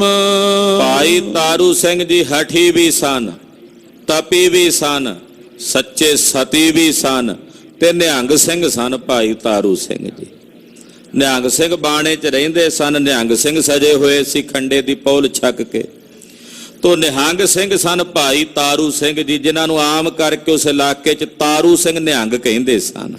ਹਾਂਜੀ, ਜੋ ਪਈ ਨਵਾਬ ਮੌਤ ਜਬ ਨੇੜੇ ਆਈ। ਜਦੋਂ ਨਵਾਬ ਦੀ ਖਾਨੂ ਦੀ ਮੌਤ ਨੇੜੇ ਆਈ, ਤਿਮ ਤਿਮ ਲਾਗੋ ਕਰਨ ਬੁਰਾਈ। ਕਹਿੰਦੇ ਦੀਵਾ ਬੁਝਣਾ ਹੋਵੇ ਨਾ ਜ਼ਿਆਦਾ ਭੜਕਣ ਲੱਗ ਪੈਂਦਾ। ਖਾਨੂ ਦੀ ਜਿਵੇਂ ਜਿਵੇਂ ਮੌਤ ਨੇੜੇ ਆ ਰਹੀ ਆ ਤਿਵੇਂ ਤਿਵੇਂ ਜ਼ਿਆਦਾ ਬੁਰਾਈਆਂ ਕਰਨ ਲੱਗ ਪਿਆ, ਜ਼ਿਆਦਾ ਸਿੰਘਾਂ ਨੂੰ ਫੜ ਕੇ ਕਤਲ ਕਰਨ ਲੱਗ ਪਿਆ। ਸਾਲ 18 ਸਈਏ ਦੋਏ। ਕਹਿੰਦੇ 1802 ਸੰਮਤ ਬਿਕਰਮੀ ਦਾ ਹੀ ਸਾਲ ਸੀ, 1745 ਦੀ ਈਸਵੀ ਦਾ ਸਾਲ ਸੀ। ਤਾਰੂ ਸਿੰਘ ਕੀਓ ਸਾਕੋ ਸੋਏ। 1745 ਦੇ ਵਿੱਚ ਹੀ ਭਾਈ ਸਾਹਿਬ ਨੇ ਸ਼ਹੀਦੀ ਪ੍ਰਾਪਤ ਕੀਤੀ ਆ ਭਾਈ ਤਾਰੂ ਸਿੰਘ ਹੋਣਾ ਨੇ। ਦੋਹਰਾ ਨਵਾਬ ਮੁਲਕੀਅਨ ਕੋ ਪੁੱਛਿਓ, ਸਿੰਘ ਰਿਜ਼ਕ ਕਹਾਂ ਤੇ ਖਾਏ। ਇੱਕ ਦਿਨ ਜ਼ਕਰੀਆ ਬੈਠਾ ਸੀ ਆਪਣੀ ਗੱਦੀ ਉੱਤੇ, ਤਖਤ ਦੇ ਉੱਤੇ, ਜਿੱਥੇ ਬਹਿ ਕੇ ਬੇਇਨਸਾਫੀਆਂ ਬੇਨਿਆਈਆਂ ਕਰਦਾ। ਇਹਨੇ ਮੁਲਖਈ ਸੱਦੇ। ਮੁਲਖਈ ਕਿਹੜੇ ਜਿਹੜੇ ਟੋਟ ਸੀ, ਸਾਹਿਬ ਰਾਏ ਚੌਧਰੀ ਵਰਗੇ, ਰਾਮੇ ਰੰਧਾਵੇ ਵਰਗੇ, ਹਰ ਭਗਤ ਨਿਰੰਜਨੀਏ ਵਰਗੇ, ਇਹ ਸਾਰੇ ਸੱਦੇ ਨੇ। ਉਹਨਾਂ ਨੂੰ ਸੱਦ ਕੇ ਪੁੱਛਦਾ ਹੈ, ਹਾਂਜੀ ਸਿੰਘ ਰਿਜ਼ਕ ਕਹਾਂ ਤੇ ਖਾਏ। ਕਹਿੰਦਾ ਯਾਰ ਇਹ ਜਿਹੜੇ ਸਿੰਘ ਨੇ ਰੋਟੀ ਕਿੱਥੋਂ ਖਾਂਦੇ ਐ? ਵੀ ਰਹਿੰਦੇ ਤਾਂ ਹੈ ਨਹੀਂ ਪਿੰਡਾਂ ਨਗਰਾਂ 'ਚ, ਮੈਂ ਛੱਡੇ ਵੀ ਨਹੀਂ, ਜੰਗਲਾਂ 'ਚ ਰਹਿੰਦੇ ਆ, ਰੋਟੀ ਕਿੱਥੋਂ ਖਾਂਦੇ ਨੇ? ਇਹਨਾਂ ਕੋਲ ਰੋਜੀ ਕਿੱਥੋਂ ਆਉਂਦੀ ਆ? ਕੌਣ ਇਹਨਾਂ ਨੂੰ ਭੋਜਨ ਛਕਾਉਂਦਾ? ਨੈ ਉਗਰਾਈ ਹਲਵਾਹੀ। ਇਹ ਨਾ ਉਗਰਾਹੀ ਕਰਦੇ ਨੇ ਕਿਤੋਂ, ਨਾ ਹਲ ਵਾਹੁੰਦੇ ਨੇ, ਨੈ ਚਾਕਰੀ ਬਣਜ ਕਮਾਏ। ਨਾ ਕਿਤੇ ਨੌਕਰੀ ਕਰਦੇ ਨੇ, ਨਾ ਵਪਾਰ ਕਰਦੇ ਨੇ। ਇਹਨਾਂ ਨੂੰ ਰੋਟੀ ਕੌਣ ਖਵਾਉਂਦਾ, ਕਿੱਥੋਂ ਲਿਆਉਂਦੇ ਨੇ ਰੋਟੀ? ਚੌਪਈ ਗੁਰਦੁਆਰੇ ਜੋ ਚੜਤ ਚੜਾਵੇ। ਜਿਹੜਾ ਚੜਾਵਾ ਪਹਿਲਾਂ ਗੁਰੂ ਘਰਾਂ ਵਿੱਚ ਚੜਦਾ ਸੀ ਤੇ ਲੈ ਲੈਂਦੇ ਸਨ, ਸੋ ਪੀ ਮੈਨੇ ਦਏ ਹਟਵਾਏ। ਮੈਂ ਉਹ ਗੁਰੂ ਘਰਾਂ ਵਿੱਚੋਂ ਚੜਾਵਾ ਚੜਨਾ ਵੀ ਰੋਕ ਦਿੱਤਾ। ਲੋਕ ਆਉਂਦੇ ਹੀ ਨਹੀਂ ਉੱਥੇ ਗੁਰੂ ਘਰਾਂ ਵਿੱਚ, ਮੈਂ ਛੱਡੇ ਹੀ ਨਹੀਂ ਸਿੱਖ। ਗੁਰੂ ਘਰਾਂ ਦੇ ਵਿੱਚ ਚੜਾਵਾ ਚੜਾਣਾ ਵੀ ਬੰਦ ਕਰ ਦਿੱਤਾ ਮੈਂ, ਉਹ ਵੀ ਇਹਨਾਂ ਕੋਲ ਨਹੀਂ ਜਾਣ ਦਿੰਦਾ। ਫਿਰ ਇਹ ਕਿੱਥੋਂ ਰੋਟੀ ਖਾਂਦੇ ਨੇ, ਕੌਣ ਖਵਾ ਜਾਂਦਾ ਇਹਨਾਂ ਨੂੰ ਰੋਟੀ ਜੰਗਲਾਂ 'ਚ ਬੈਠਿਆਂ ਨੂੰ? ਨੈ ਗੁਰੂਆਂ ਕੋ ਦੇ ਨਿਆਜ਼। ਨਾ ਕੋਈ ਆ ਕੇ ਗੁਰੂਆਂ ਦੇ ਦਰਬਾਰਾਂ ਦੇ ਵਿੱਚ ਕੋਈ ਭੇਟਾ ਭੇਟ ਕਰਦਾ। ਸਿੱਖ ਆਉਂਦੇ ਹੀ ਨਹੀਂ ਗੁਰੂ ਘਰਾਂ ਵਿੱਚ, ਮੈਂ ਚੌਂਕੀਆਂ ਬਿਠਾ ਦਿੱਤੀਆਂ ਨੇ। ਹਟਾਏ ਦੀਏ ਮੈਂ ਸਿੰਘਨ ਕਾਜ। ਸਿੱਖਾਂ ਦੇ ਜਿੰਨੇ ਕੰਮ ਸਨ ਮੈਂ ਸਾਰੇ ਰੋਕ ਦਿੱਤੇ ਹਨ। ਓਏ ਭੁੱਖੇ ਕਿਮ ਨਾਏ ਮਰਾਹੀ। ਮੈਂ ਹੈਰਾਨੀ ਦੀ ਬਾਤ ਹੈ ਵੀ ਭੁੱਖੇ ਮਰਦੇ ਕਿਉਂ ਨਹੀਂ? ਭੁੱਖ ਨਾਲ ਤਾਂ ਮਰ ਜਾਂਦੇ ਨੇ, ਇਹ ਭੁੱਖੇ ਨਹੀਂ ਮਰਦੇ। ਇਹਨਾਂ ਨੂੰ ਫੇਰ ਕਿਤੋਂ ਨਾ ਕਿਤੋਂ ਰੋਟੀ ਮਿਲ ਜਾਂਦੀ ਹੈ। ਕੌਣ ਦੇ ਕੇ ਆਉਂਦਾ ਇਹਨਾਂ ਨੂੰ ਰੋਟੀਆਂ? ਕੌਣ ਇਹਨਾਂ ਦੀ ਮਦਦ ਕਰਦਾ ਹੈ? ਦਾਣਾ ਪਾਣੀ ਜਿਨ ਲੱਭੇ ਨਾਈ। ਕਿਤੇ ਇਹਨਾਂ ਨੂੰ ਦਾਣਾ ਪਾਣੀ ਨਹੀਂ ਲੱਭਦਾ। ਕਈ ਥਾਵਾਂ ਤੇ ਤਾਂ ਪਾਣੀ ਵੀ ਪੀਣ ਨੂੰ ਨਹੀਂ ਲੱਭਦਾ ਇਹਨਾਂ ਨੂੰ ਜਿੱਥੇ ਰਹਿੰਦੇ ਨੇ। ਫੌਜ ਟੋਲ ਉਨ ਬਨ ਕੇ ਰਾਹੀ। ਤੇ ਫੌਜਾਂ ਟੋਲ ਕੇ ਇਹਨਾਂ ਨੂੰ ਲੱਭ ਕੇ ਬੰਨ ਕੇ ਮਾਰਦੀਆਂ ਹਨ। ਫੌਜ ਟੋਲ ਕੇ ਮਾਰੇ ਤਾਈ। ਜਿੱਥੇ ਲੱਭ ਜਾਣ ਮਿਲ ਜਾਣ ਇਹਨਾਂ ਨੂੰ ਮਾਰ ਦਿੱਤਾ ਜਾਂਦਾ ਹੈ। ਜਿਨ ਪਿੰਡਨ ਮੈਂ ਸਿੰਘ ਕੋ ਪਇਓ। ਮੈਂ ਤਾਂ ਉਹ ਪਿੰਡ ਨਹੀਂ ਛੱਡੇ ਜਿਨ੍ਹਾਂ ਪਿੰਡਾਂ ਵਿੱਚ ਕੋਈ ਇੱਕਾ ਦੁੱਕਾ ਵੀ ਸਿੰਘ ਹੋਏ ਨੇ। ਸੋਈ ਪਿੰਡ ਉਜਾੜ ਮੈਂ ਦਇਓ। ਮੈਂ ਉਹ ਪਿੰਡ ਉਜਾੜ ਕੇ ਥੇ ਬਣਾ ਕੇ ਰੱਖ ਦਿੱਤੇ ਹਨ। ਛੋੜ ਗਏ ਵੈ ਆਪਣੇ ਦੇਸ਼। ਜਿਹੜੇ ਉਹਨਾਂ ਪਿੰਡਾਂ 'ਚ ਰਹਿਣ ਵਾਲੇ ਮਾੜੇ ਮੋਟੇ ਸਿੰਘ ਸੀਗੇ ਵੀ, ਉਹ ਵੀ ਆਪਣੇ ਪਿੰਡ ਛੱਡ ਕੇ ਦੂਜੇ ਦੇਸ਼ਾਂ ਨੂੰ ਚਲੇ ਗਏ ਨੇ। ਭੁੱਖੇ ਹੋਏ ਵਟਾਵੇਂ ਭੇਸ। ਕਈ ਭੇਸ ਵਟਾ ਕੇ ਭੁੱਖੇ ਹੋ ਕੇ ਦੁੱਖ ਪਾਉਂਦੇ ਹਨ। ਮੈਂ ਸਿੰਘਨ ਕੇ ਸਾਕ ਬਿਗਾਰੇ। ਮੈਂ ਤਾਂ ਸਿੰਘਾਂ ਦੇ ਰਿਸ਼ਤੇਦਾਰ ਵੀ ਗਾਲ ਕੇ ਰੱਖ ਦਿੱਤੇ, ਉਹਨਾਂ ਦੇ ਰਿਸ਼ਤੇਦਾਰ ਵੀ ਕੋਹ ਕੇ ਮਾਰ ਦਿੱਤੇ ਨੇ। ਖੱਡਨ ਮੈਂ ਤੇ ਟੋਲ ਕੱਢ ਮਾਰੇ। ਜ਼ਮੀਨਾਂ ਵਿੱਚ ਜਿਹੜੀਆਂ ਖੱਡਾਂ ਸੀ ਬਘਿਆੜਾਂ ਦੀਆਂ, ਉਹਨਾਂ ਖੱਡਾਂ 'ਚੋਂ ਕੱਢ ਕੇ ਮਾਰੇ ਹਨ। ਮੁਗਲ ਬਾਜੇ ਸਿੰਘ ਬਟੇਰੇ। ਅਸੀਂ ਮੁਗਲ ਇਸ ਵੇਲੇ ਬਾਜ ਬਣੇ ਹੋਇਆ, ਸਿੰਘ ਬਟੇਰੇ ਨੇ। ਜਿਵੇਂ ਬਾਜ ਬਟੇਰੇ ਨੂੰ ਨਹੀਂ ਛੱਡਦਾ, ਮੈਂ ਏਦਾਂ ਇਹਨਾਂ ਸਿੰਘਾਂ ਨੂੰ ਨਹੀਂ ਛੱਡਿਆ। ਮਾਰੇ ਮੁਗਲਨ ਨੇ ਬੌਕੇਰੇ। ਇਹਨਾਂ ਨੂੰ ਬਹੁਤਿਆਂ ਨੂੰ ਮੁਗਲਾਂ ਨੇ ਘੇਰ ਕੇ ਮਾਰਿਆ, ਖਤਮ ਕੀਤਾ। ਰਿਜ਼ਕ ਬਿਨਾ ਕੋਈ ਜੀਵੇ ਨਾਈ। ਰੋਜੀ ਤੋਂ ਬਿਨਾ, ਰੋਟੀ ਤੋਂ ਬਿਨਾ ਭਲਾ ਕੋਈ ਜੀਵਦਾ ਰਹਿ ਸਕਦਾ? ਇਹਨਾਂ ਕੋਲ ਰੋਟੀ ਕਿੱਥੋਂ ਆਉਂਦੀ ਆ? ਕੌਣ ਦੇ ਜਾਂਦਾ ਇਹਨਾਂ ਨੂੰ ਪ੍ਰਸ਼ਾਦੇ? ਇਹ ਕਿਵੇਂ ਜਿਉਂਦੇ ਰਹਿ ਗਏ ਨੇ? ਉਹ ਕਿਮ ਜੀਵੇ ਰਿਜ਼ਕ ਬਿਨਾ ਹੀ। ਇਹ ਰੋਟੀ ਤੋਂ ਬਿਨਾ ਕਿਵੇਂ ਜਿਉਂਦੇ ਰਹਿ ਜਾਂਦੇ ਹਨ? ਪੱਤ ਸਾਗ ਖਾਏ ਮਨੁੱਖ ਕਬ ਜੀਵੇ। ਆ ਸਾਗ ਪੱਤਾ ਜਾਂ ਦਰਖਤਾਂ ਦੇ ਪੱਤੇ ਖਾ ਕੇ ਕਦੇ ਕੋਈ ਮਨੁੱਖ ਜਿਉਂਦਾ ਰਹਿ ਸਕਦਾ? ਕਹਿੰਦਾ ਇਹ ਕਿਵੇਂ ਹੋ ਸਕਦਾ ਵੀ ਸਾਗ ਪੱਤੇ ਖਾ ਕੇ ਕੋਈ ਜਿਉਂਦਾ ਰਹਿ ਜੇ? ਪੱਤੇ ਖਾ ਕੇ ਵੀ ਜਿਉਂਦਾ ਰਹਿੰਦਾ, ਕੋਈ ਦਰਖਤਾਂ ਦੀਆਂ ਛਿੱਲਾਂ ਖਾ ਕੇ ਵੀ ਜਿਉਂਦਾ ਰਹਿੰਦਾ। ਜਿਹੜੇ ਬੰਦੇ ਨੇ ਕਦੇ ਵੇਖਿਆ ਨਹੀਂ, ਉਹ ਖਾਦੇ ਹੀ ਨਹੀਂ ਸੀ ਕਦੇ ਨੇ ਸਾਗ ਪੱਤ, ਇਹਨੂੰ ਕੀ ਪਤਾ ਸੀ ਵੀ ਸਿੰਘ ਸਾਗ ਪੱਤ ਖਾ ਕੇ ਕਿਵੇਂ ਜੀਵਦੇ ਰਹਿੰਦੇ ਸੀ? ਉਹਦੇ ਲਈ ਤਾਂ ਹੱਥ ਕੱਥ ਨਹੀਂ ਸੀ ਨਾ। ਉਹਨੇ ਤਾਂ ਕਹਿਣਾ ਹੀ ਸੀ ਇਹ ਕਿਵੇਂ ਹੋ ਸਕਦਾ। ਜਿਵੇਂ ਅੱਜ ਕੱਲ ਨਹੀਂ ਕਈ ਕਹਿ ਦਿੰਦੇ ਆਹ ਕਿਵੇਂ ਹੋ ਸਕਦਾ ਜੀ, ਇਹ ਗਲਤ ਲਿਖਿਆ ਹੋਇਆ ਇਤਿਹਾਸ 'ਚ, ਕਹਿ ਦਿੰਦੇ ਆ ਨਾ। ਜਦੋਂ ਵੇਖਿਆ ਹੀ ਨਹੀਂ ਉਹ ਖੇਡ, ਉਹਨਾਂ ਨੂੰ ਜਾਣਦੇ ਹੀ ਨਾ, ਅਨੁਭਵ ਹੀ ਨਹੀਂ ਕੀਤਾ, ਤੇ ਕਹਿਣਗੇ ਹੀ ਨਾ। ਹੁਣ ਜ਼ਕਰੀਏ ਵਾਸਤੇ ਤਾਂ ਇਹ ਵੀ ਹੈਰਾਨੀ ਦੀ ਬਾਤ ਸੀ ਵੀ ਸਾਗ ਪੱਤਰੇ ਖਾ ਕੇ ਕਿਵੇਂ ਕੋਈ ਜਿਉਂਦਾ ਰਹਿ ਜਾਏਗਾ? ਵੀ ਦਰਖਤਾਂ ਦੇ ਪੱਤੇ ਖਾ ਕੇ, ਦਰਖਤਾਂ ਦੀਆਂ ਛਿੱਲਾਂ ਖਾ ਕੇ ਕਿਵੇਂ ਜਿਉਂਦੇ ਰਹਿ ਜਾਂਦੇ ਨੇ? ਕਹਿੰਦਾ ਇਹ ਨਹੀਂ ਮੈਂ ਮੰਨ ਸਕਦਾ। ਜੋ ਜੀਵੇ ਤੁਰਨ ਜੋਗ ਕਿਮ ਥੀਵੇ। ਜੇ ਜੀਵਦੇ ਵੀ ਨੇ ਸਾਗ ਪੱਤੇ ਖਾ ਕੇ, ਤੇ ਤੁਰਨ ਜੋਗੇ ਕਿਵੇਂ ਰਹਿ ਜਾਂਦੇ ਨੇ? ਇਹਨਾਂ ਦੇ ਸਰੀਰ 'ਚ ਬਲ ਕਿਵੇਂ ਆ ਜਾਂਦਾ? ਜਦੋਂ ਲੜਦੇ ਨੇ, ਅਸੀਂ ਮਾਰਨ ਜਾਂਦੇ ਆ, ਇਹਨਾਂ ਨੂੰ ਕੱਲਿਆਂ ਨੂੰ ਥੋੜੀ ਮਾਰਦੇ ਆ, ਸਾਡੇ ਵੀ ਕਈਆਂ ਨੂੰ ਲੈ ਕੇ ਮਰਦੇ ਹਨ। ਦੋਹਰਾ ਇੱਕ ਦੁਸ਼ਟ ਤਬ ਬੋਲਿਓ ਨੈ ਭੂਖੇ ਸਿੰਘ ਮਰਾਏ। ਵਿੱਚੋਂ ਇੱਕ ਦੁਸ਼ਟ ਬੋਲਿਆ, ਮਲੇਛ ਟੋਟ ਹੀ ਸੀ ਇਹਨਾਂ ਦਾ। ਉਹ ਬੋਲਿਆ, ਕਹਿਣ ਲੱਗਾ ਸੁਣੋ ਜੀ, ਇਸ ਦੇਸ਼ ਵਿੱਚ ਜਿਹੜੇ ਸਿੰਘ ਭੁੱਖੇ ਨੇ, ਭੁੱਖੇ ਨਹੀਂ ਮਰਦੇ। ਇਸੀ ਦੇਸ਼ ਮੈਂ ਸਿੱਖ ਰਹੇ ਉਨ ਦੇ ਕੇ ਪਿੱਛੇ ਖਾਏ। ਇਸੇ ਦੇਸ਼ ਵਿੱਚ ਇਹੋ ਜਿਹੇ ਸਿੱਖ ਵੀ ਰਹਿੰਦੇ ਆ ਜਿਹੜੇ ਪਹਿਲਾਂ ਉਹਨਾਂ ਜੰਗਲਾਂ ਵਿੱਚ ਰਹਿੰਦੇ ਭੁੱਖਿਆਂ ਨੂੰ ਛਕਾਉਂਦੇ ਆ, ਮੁੜ ਕੇ ਬਾਅਦ ਵਿੱਚ ਆਪ ਛਕਦੇ ਜੇ ਬਚ ਜਾਵੇ ਤਾਂ। ਇਹੋ ਜਿਹੇ ਵੀ ਹੈਣ ਇੱਥੇ ਕਿ ਜਿਹੜਾ ਪਿੱਛੇ ਬਚਿਆ ਆਪ ਛਕੰਦਾ, ਪਹਿਲਾਂ ਛਕਾ ਕੇ ਜਿਹੜਾ ਪਿੱਛੇ ਬਚ ਜੇ ਉਹਨੂੰ ਬਾਅਦ ਵਿੱਚ ਛਕਦੇ ਆ। ਇਹ ਗੁੜਤੀ ਇਹਨਾਂ ਨੇ ਲਈ ਹੋਈ ਹੈ ਸਿੱਖਾਂ ਨੇ। ਹਾਂਜੀ, ਦੋ ਚੋਪਈ ਹਰ ਭਗਤ ਨਿਰੰਜਨੀਏ ਯੋ ਪਾਖੀ। ਲੋਕ ਕੋਲੋਂ ਹੀ ਹਰ ਭਗਤ ਨਿਰੰਜਨੀਆਂ ਬੈਠਾ ਸੀ ਮਲੇਛ, ਇਹ ਬੋਲਿਆ ਜੰਡਿਆਲੇ ਵਾਲਾ, ਸੱਚ ਬਾਤ ਇਨ ਭਾਈ ਆਖੀ। ਕਹਿੰਦਾ ਜੀ ਬਿਲਕੁਲ ਨਵਾਬ ਸਾਹਿਬ ਇਹਨੇ ਜਿਹੜੀ ਗੱਲ ਕਹੀ ਹੈ ਬਿਲਕੁਲ ਸੱਚ ਕਹੀ ਹੈ, ਇਹ ਬਿਲਕੁਲ ਸਹੀ ਕਹਿ ਰਿਹਾ, ਕਿਉਂਕਿ ਉਹਦੀ ਨਿਗਾਹ ਵਿੱਚ ਭਾਈ ਤਾਰੂ ਸਿੰਘ ਜੀ ਨਜ਼ਰ ਆ ਰਹੇ ਸੀ ਹਰ ਭਗਤ ਨਿਰੰਜਨੀਏ ਨੂੰ। ਉਹ ਚਾਹੁੰਦਾ ਸੀ ਵੀ ਉਹ ਨੌਜਵਾਨ ਤਾਰੂ ਸਿੰਘ ਨਿਹੰਗ ਸਿੰਘ ਨੂੰ ਫੜਾਵਾਂ, ਉਹਦੀ ਜਿਹੜੀ ਜ਼ਮੀਨ ਜਾਇਦਾਦ ਭਾਈ ਤਾਰੂ ਸਿੰਘ ਦੀ ਘਰ ਕੋਈ ਚੰਗੀ ਜ਼ਮੀਨ ਸੀ, ਇਹਦੀ ਨਿਗਾਹ ਸੀ ਉਹਦੇ ਤੇ।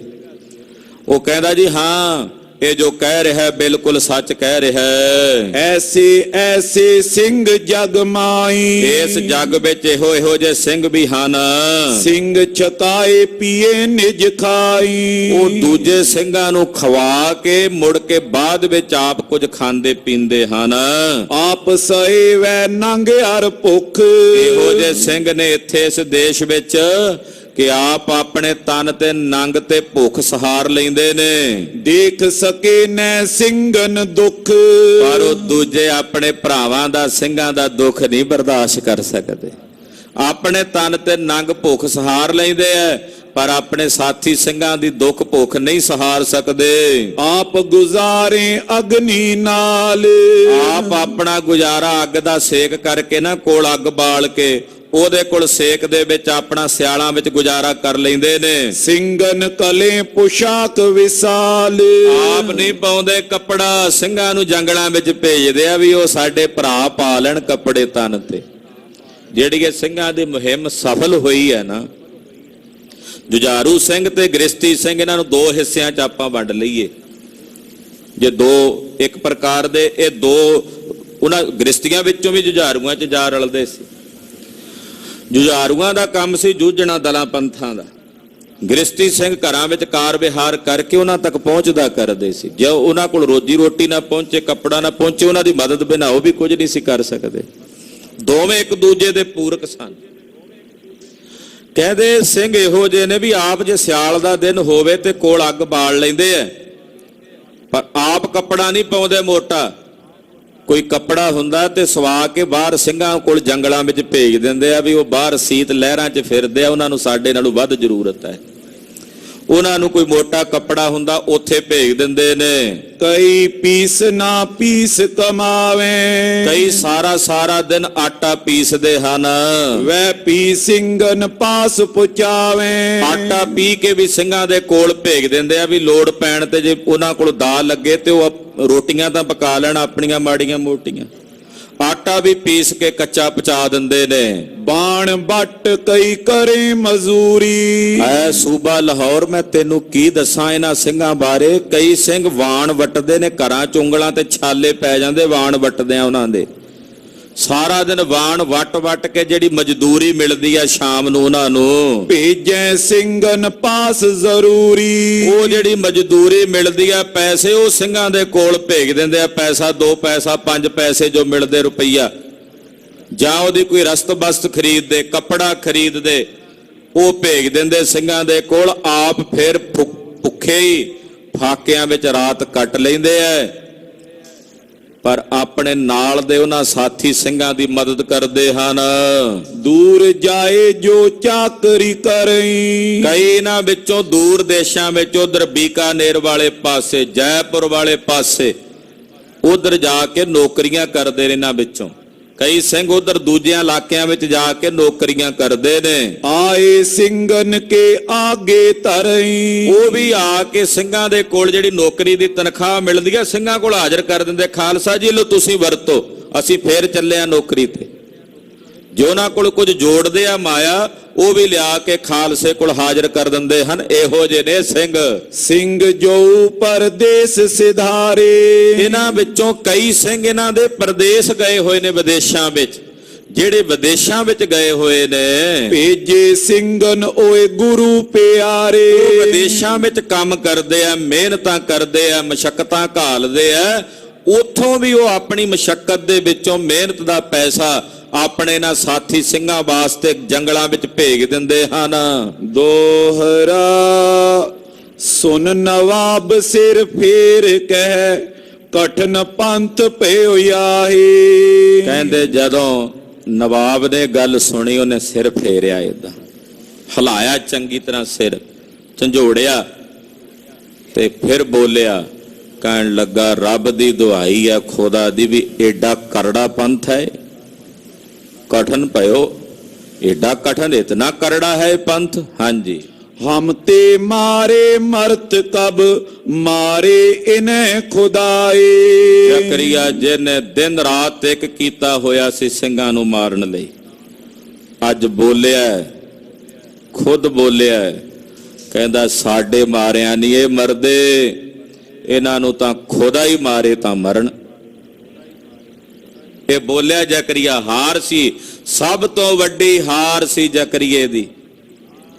ਕਹਿੰਦਾ ਸਾਡੇ ਮਾਰਿਆਂ ਨਹੀਂ ਮਰਦੇ, ਇਹਨਾਂ ਨੂੰ ਤਾਂ ਰੱਬ ਹੀ ਖੁਦਾ ਹੀ ਮਾਰੇ ਤਾਂ ਇਹ ਮਰਨਗੇ। ਪਰ ਖੁਦਾ ਕਿਉਂ ਮਾਰੇ? ਇਹ ਤਾਂ ਖੁਦਾ ਦੀ ਅਕਾਲ ਪੁਰਖ ਦੀ ਮੌਜ ਵਿੱਚ ਪੈਦਾ ਹੋਏ ਨੇ, ਤੇ ਅਕਾਲ ਦੀ ਮੌਜ ਵਿੱਚੋਂ ਪੈਦਾ ਹੋਇਆਂ ਨੂੰ ਅਕਾਲ ਕਿਵੇਂ ਮਾਰ ਸਕਦਾ ਹੈ? ਮਾਰਨ ਵਾਲੇ ਮੁੱਕਣਗੇ, ਪਰ ਇਹ ਨਹੀਂ ਮੁੱਕੇਗਾ। ਹਾਂਜੀ, ਤਬ ਨਵਾਬ ਉਨ ਸੋ ਕਯੋ ਸੋ ਹਮ ਦਿਓ ਦਿਖਾਏ। ਨਵਾਬ ਬੋਲਿਆ, ਕਹਿੰਦਾ ਕੋਈ ਉਹਨਾਂ ਵਿੱਚੋਂ ਹੈ ਇਦਾਂ ਦਾ ਕੋਈ ਸਿੰਘ ਮੈਨੂੰ ਵਿਖਾਓ ਜਿਹੜਾ ਇਹਨਾਂ ਸਿੰਘਾਂ ਦੀ ਮਦਦ ਕਰਦਾ ਹੈ, ਜਿਹੜਾ ਇਹਨਾਂ ਸਿੰਘਾਂ ਬਾਗੀਆਂ ਨੂੰ ਜਾ ਕੇ ਰੋਟੀ ਖਵਾਉਂਦਾ ਹੈ। ਜੋ ਸਿੰਘਨ ਕੋ ਭੇਜਤੇ ਉਨ ਹਮ ਦੇਹ ਖਪਾਏ। ਕਹਿੰਦਾ ਹੁਣ ਇਹਨਾਂ ਨੂੰ ਵੀ ਖਤਮ ਕਰਦੇ ਆ, ਜਿਹੜੇ ਸਿੰਘਾਂ ਦੀ ਮਦਦ ਕਰਦੇ ਨੇ, ਜਿਹੜੇ ਸਿੰਘਾਂ ਕੋਲ ਰੋਜੀ ਰੋਟੀ ਪਹੁੰਚਾਉਂਦੇ ਆ, ਉਹਨਾਂ ਨੂੰ ਵੀ ਹੁਣ ਖਤਮ ਕਰ ਦਿਆਂਗਾ, ਮੁਕਾ ਦਿਆਂਗਾ। ਚੋਪਈ ਹਰ ਭਗਤ ਨਿਰੰਜਨੀਏ ਯੋਂ ਫਿਰ ਕਈ। ਨਰੰਜਨੀਆਂ ਬੋਲਿਆ, ਪਾਪੀ ਮਲੇਛ ਜੰਡਿਆਲੇ ਵਾਲਾ, ਗੁਰੂ ਲੋਪੀ, ਗੁਰੂ ਘਾਤੀ, ਪੂਲੋ ਪਿੰਡ ਇੱਕ ਮਾਝੇ ਆਈ। ਕਹਿਣ ਲੱਗਾ ਜੀ ਸੁਣੋ, ਸਾਡੇ ਪਿੰਡਾਂ ਤੋਂ ਕੁਝ ਦੂਰੀ ਤੇ ਮਾਝੇ ਦੇ ਇਲਾਕੇ ਵਿੱਚ ਇੱਕ ਪਿੰਡ ਹੈ, ਪਿੰਡ ਪੂਲਾ। ਤਾਰੂ ਸਿੰਘ ਤੈ ਖੇਤੀ ਕਰੇ। ਉੱਥੇ ਰਹਿੰਦਾ ਇੱਕ ਸਿੰਘ, ਉਹਦਾ ਨਾਂ ਹੈ ਤਾਰੂ ਸਿੰਘ ਨਿਹੰਗ, ਤਾਰੂ ਸਿੰਘ ਬਦੇਈ ਵੀ ਉਹਨੂੰ ਕਹਿੰਦੇ ਆ। ਉਸ ਉੱਥੇ ਰਹਿੰਦਾ ਤੇ ਖੇਤੀਬਾੜੀ ਕਰਦਾ ਹੈ, ਜ਼ਿਮੀਂਦਾਰਾ ਕਰਦਾ ਹੈ। ਸਾਥ ਪਿੰਡ ਵੈ ਹਾਲਾ ਭਰੇ। ਖੇਤੀ ਕਰਕੇ ਪਿੰਡ ਦਾ ਹਾਲਾ ਵੀ ਭਰਦਾ। ਇਹ ਨਹੀਂ ਵੀ ਟੈਕਸ ਨਹੀਂ ਦਿੰਦਾ, ਸਰਕਾਰ ਦਾ ਟੈਕਸ ਵੀ ਪੂਰਾ ਦਿੰਦਾ ਹੈ। ਜਿਹੜਾ ਸਰਕਾਰੀ ਮਸੂਲ ਉਹਦੇ ਤੇ ਲਾਇਆ ਜਾਂਦਾ ਉਹ ਵੀ ਪੂਰਾ ਭਰਦਾ ਹੈ। ਦੇ ਹਾਕਮ ਕਛ ਥੋੜਾ ਖਾਵੇ। ਹਾਕਮ ਨੂੰ ਦੇ ਕੇ ਹਿੱਸਾ ਆਪਣੀ ਫਸਲ ਚੋਂ ਆਪ ਉਹ ਬਿਲਕੁਲ ਥੋੜਾ ਸੀਮਤ ਦਾਇਰੇ ਵਿੱਚ ਰਹਿ ਕੇ ਖਾਂਦੇ ਨੇ। ਬਚੇ ਸਿੰਘਨ ਕੇ ਪਾਸ ਪਹੁੰਚਾਵੇ। ਜਿਹੜਾ ਉਹਦੇ ਕੋਲ ਬਹੁਤਾ ਕਣਕ ਜਾਂ ਕੋਈ ਫਸਲ ਆਉਂਦੀ ਹੈ, ਉਹਦੇ ਵਿੱਚੋਂ ਸਿੰਘਾਂ ਦੇ ਕੋਲ ਪਹੁੰਚਦੀ ਕਰਦਾ, ਲੰਗਰ ਚਲਾ ਕੇ। ਉਹ ਸਿੰਘਾਂ ਦੇ ਕੋਲ, ਖਾਲਸੇ ਦੇ ਕੋਲ ਪਹੁੰਚਾਉਂਦਾ ਸਾਰੀ ਮਦਦ। ਹੈ ਉਸਕੇ ਇੱਕ ਭੈਣ ਅਰਮਾਈ। ਉਹਦੇ ਘਰ ਵਿੱਚ ਉਹਦੀ ਇੱਕ ਭੈਣ ਹੈ, ਉਹਦਾ ਨਾਂ ਹੈ ਬੀਬੀ ਤਾਰੋ, ਔਰ ਉਹਦੀ ਇੱਕ ਮਾਈ ਆ, ਪਿਓ ਦਾ ਕੋਈ ਨਹੀਂ ਹੈ। ਤਿੰਨ ਜੀ ਦੇ ਘਰ ਦੇ ਵਿੱਚ। ਪੀਸ ਕੂਟ ਵੈ ਕਰੇ ਕਮਾਈ। ਉਹ ਵੀ ਪੀਸ ਕੂਟ ਕਰਕੇ ਆਪ ਹੀ ਸਾਰੀ ਮਿਹਨਤ, ਆਪ ਫਸਲ ਬੀਜਣੀ, ਆਪ ਵੱਢਣੀ, ਆਪ ਕੱਟਣੀ, ਉਹਦੀ ਉਹ ਕਮਾਈ ਕਰਦੇ ਤੇ ਮਸੂਲ ਭਰਦੇ ਆ ਸਰਕਾਰ ਦਾ ਕਰ ਭਰ ਕੇ। ਉਹਦੇ ਵਿੱਚੋਂ ਜਿਹੜੀ ਅੱਗੋਂ ਵੱਧਦੀ ਹੈ ਥੋੜੀ ਬਹੁਤ ਆਪ ਵਰਤ ਕੇ, ਬਾਕੀ ਸਾਰੀ ਫਸਲ ਉਹ ਖਾਲਸੇ ਕੋਲ ਪਹੁੰਚਦੀ ਕਰ ਦਿੰਦੇ ਹਨ।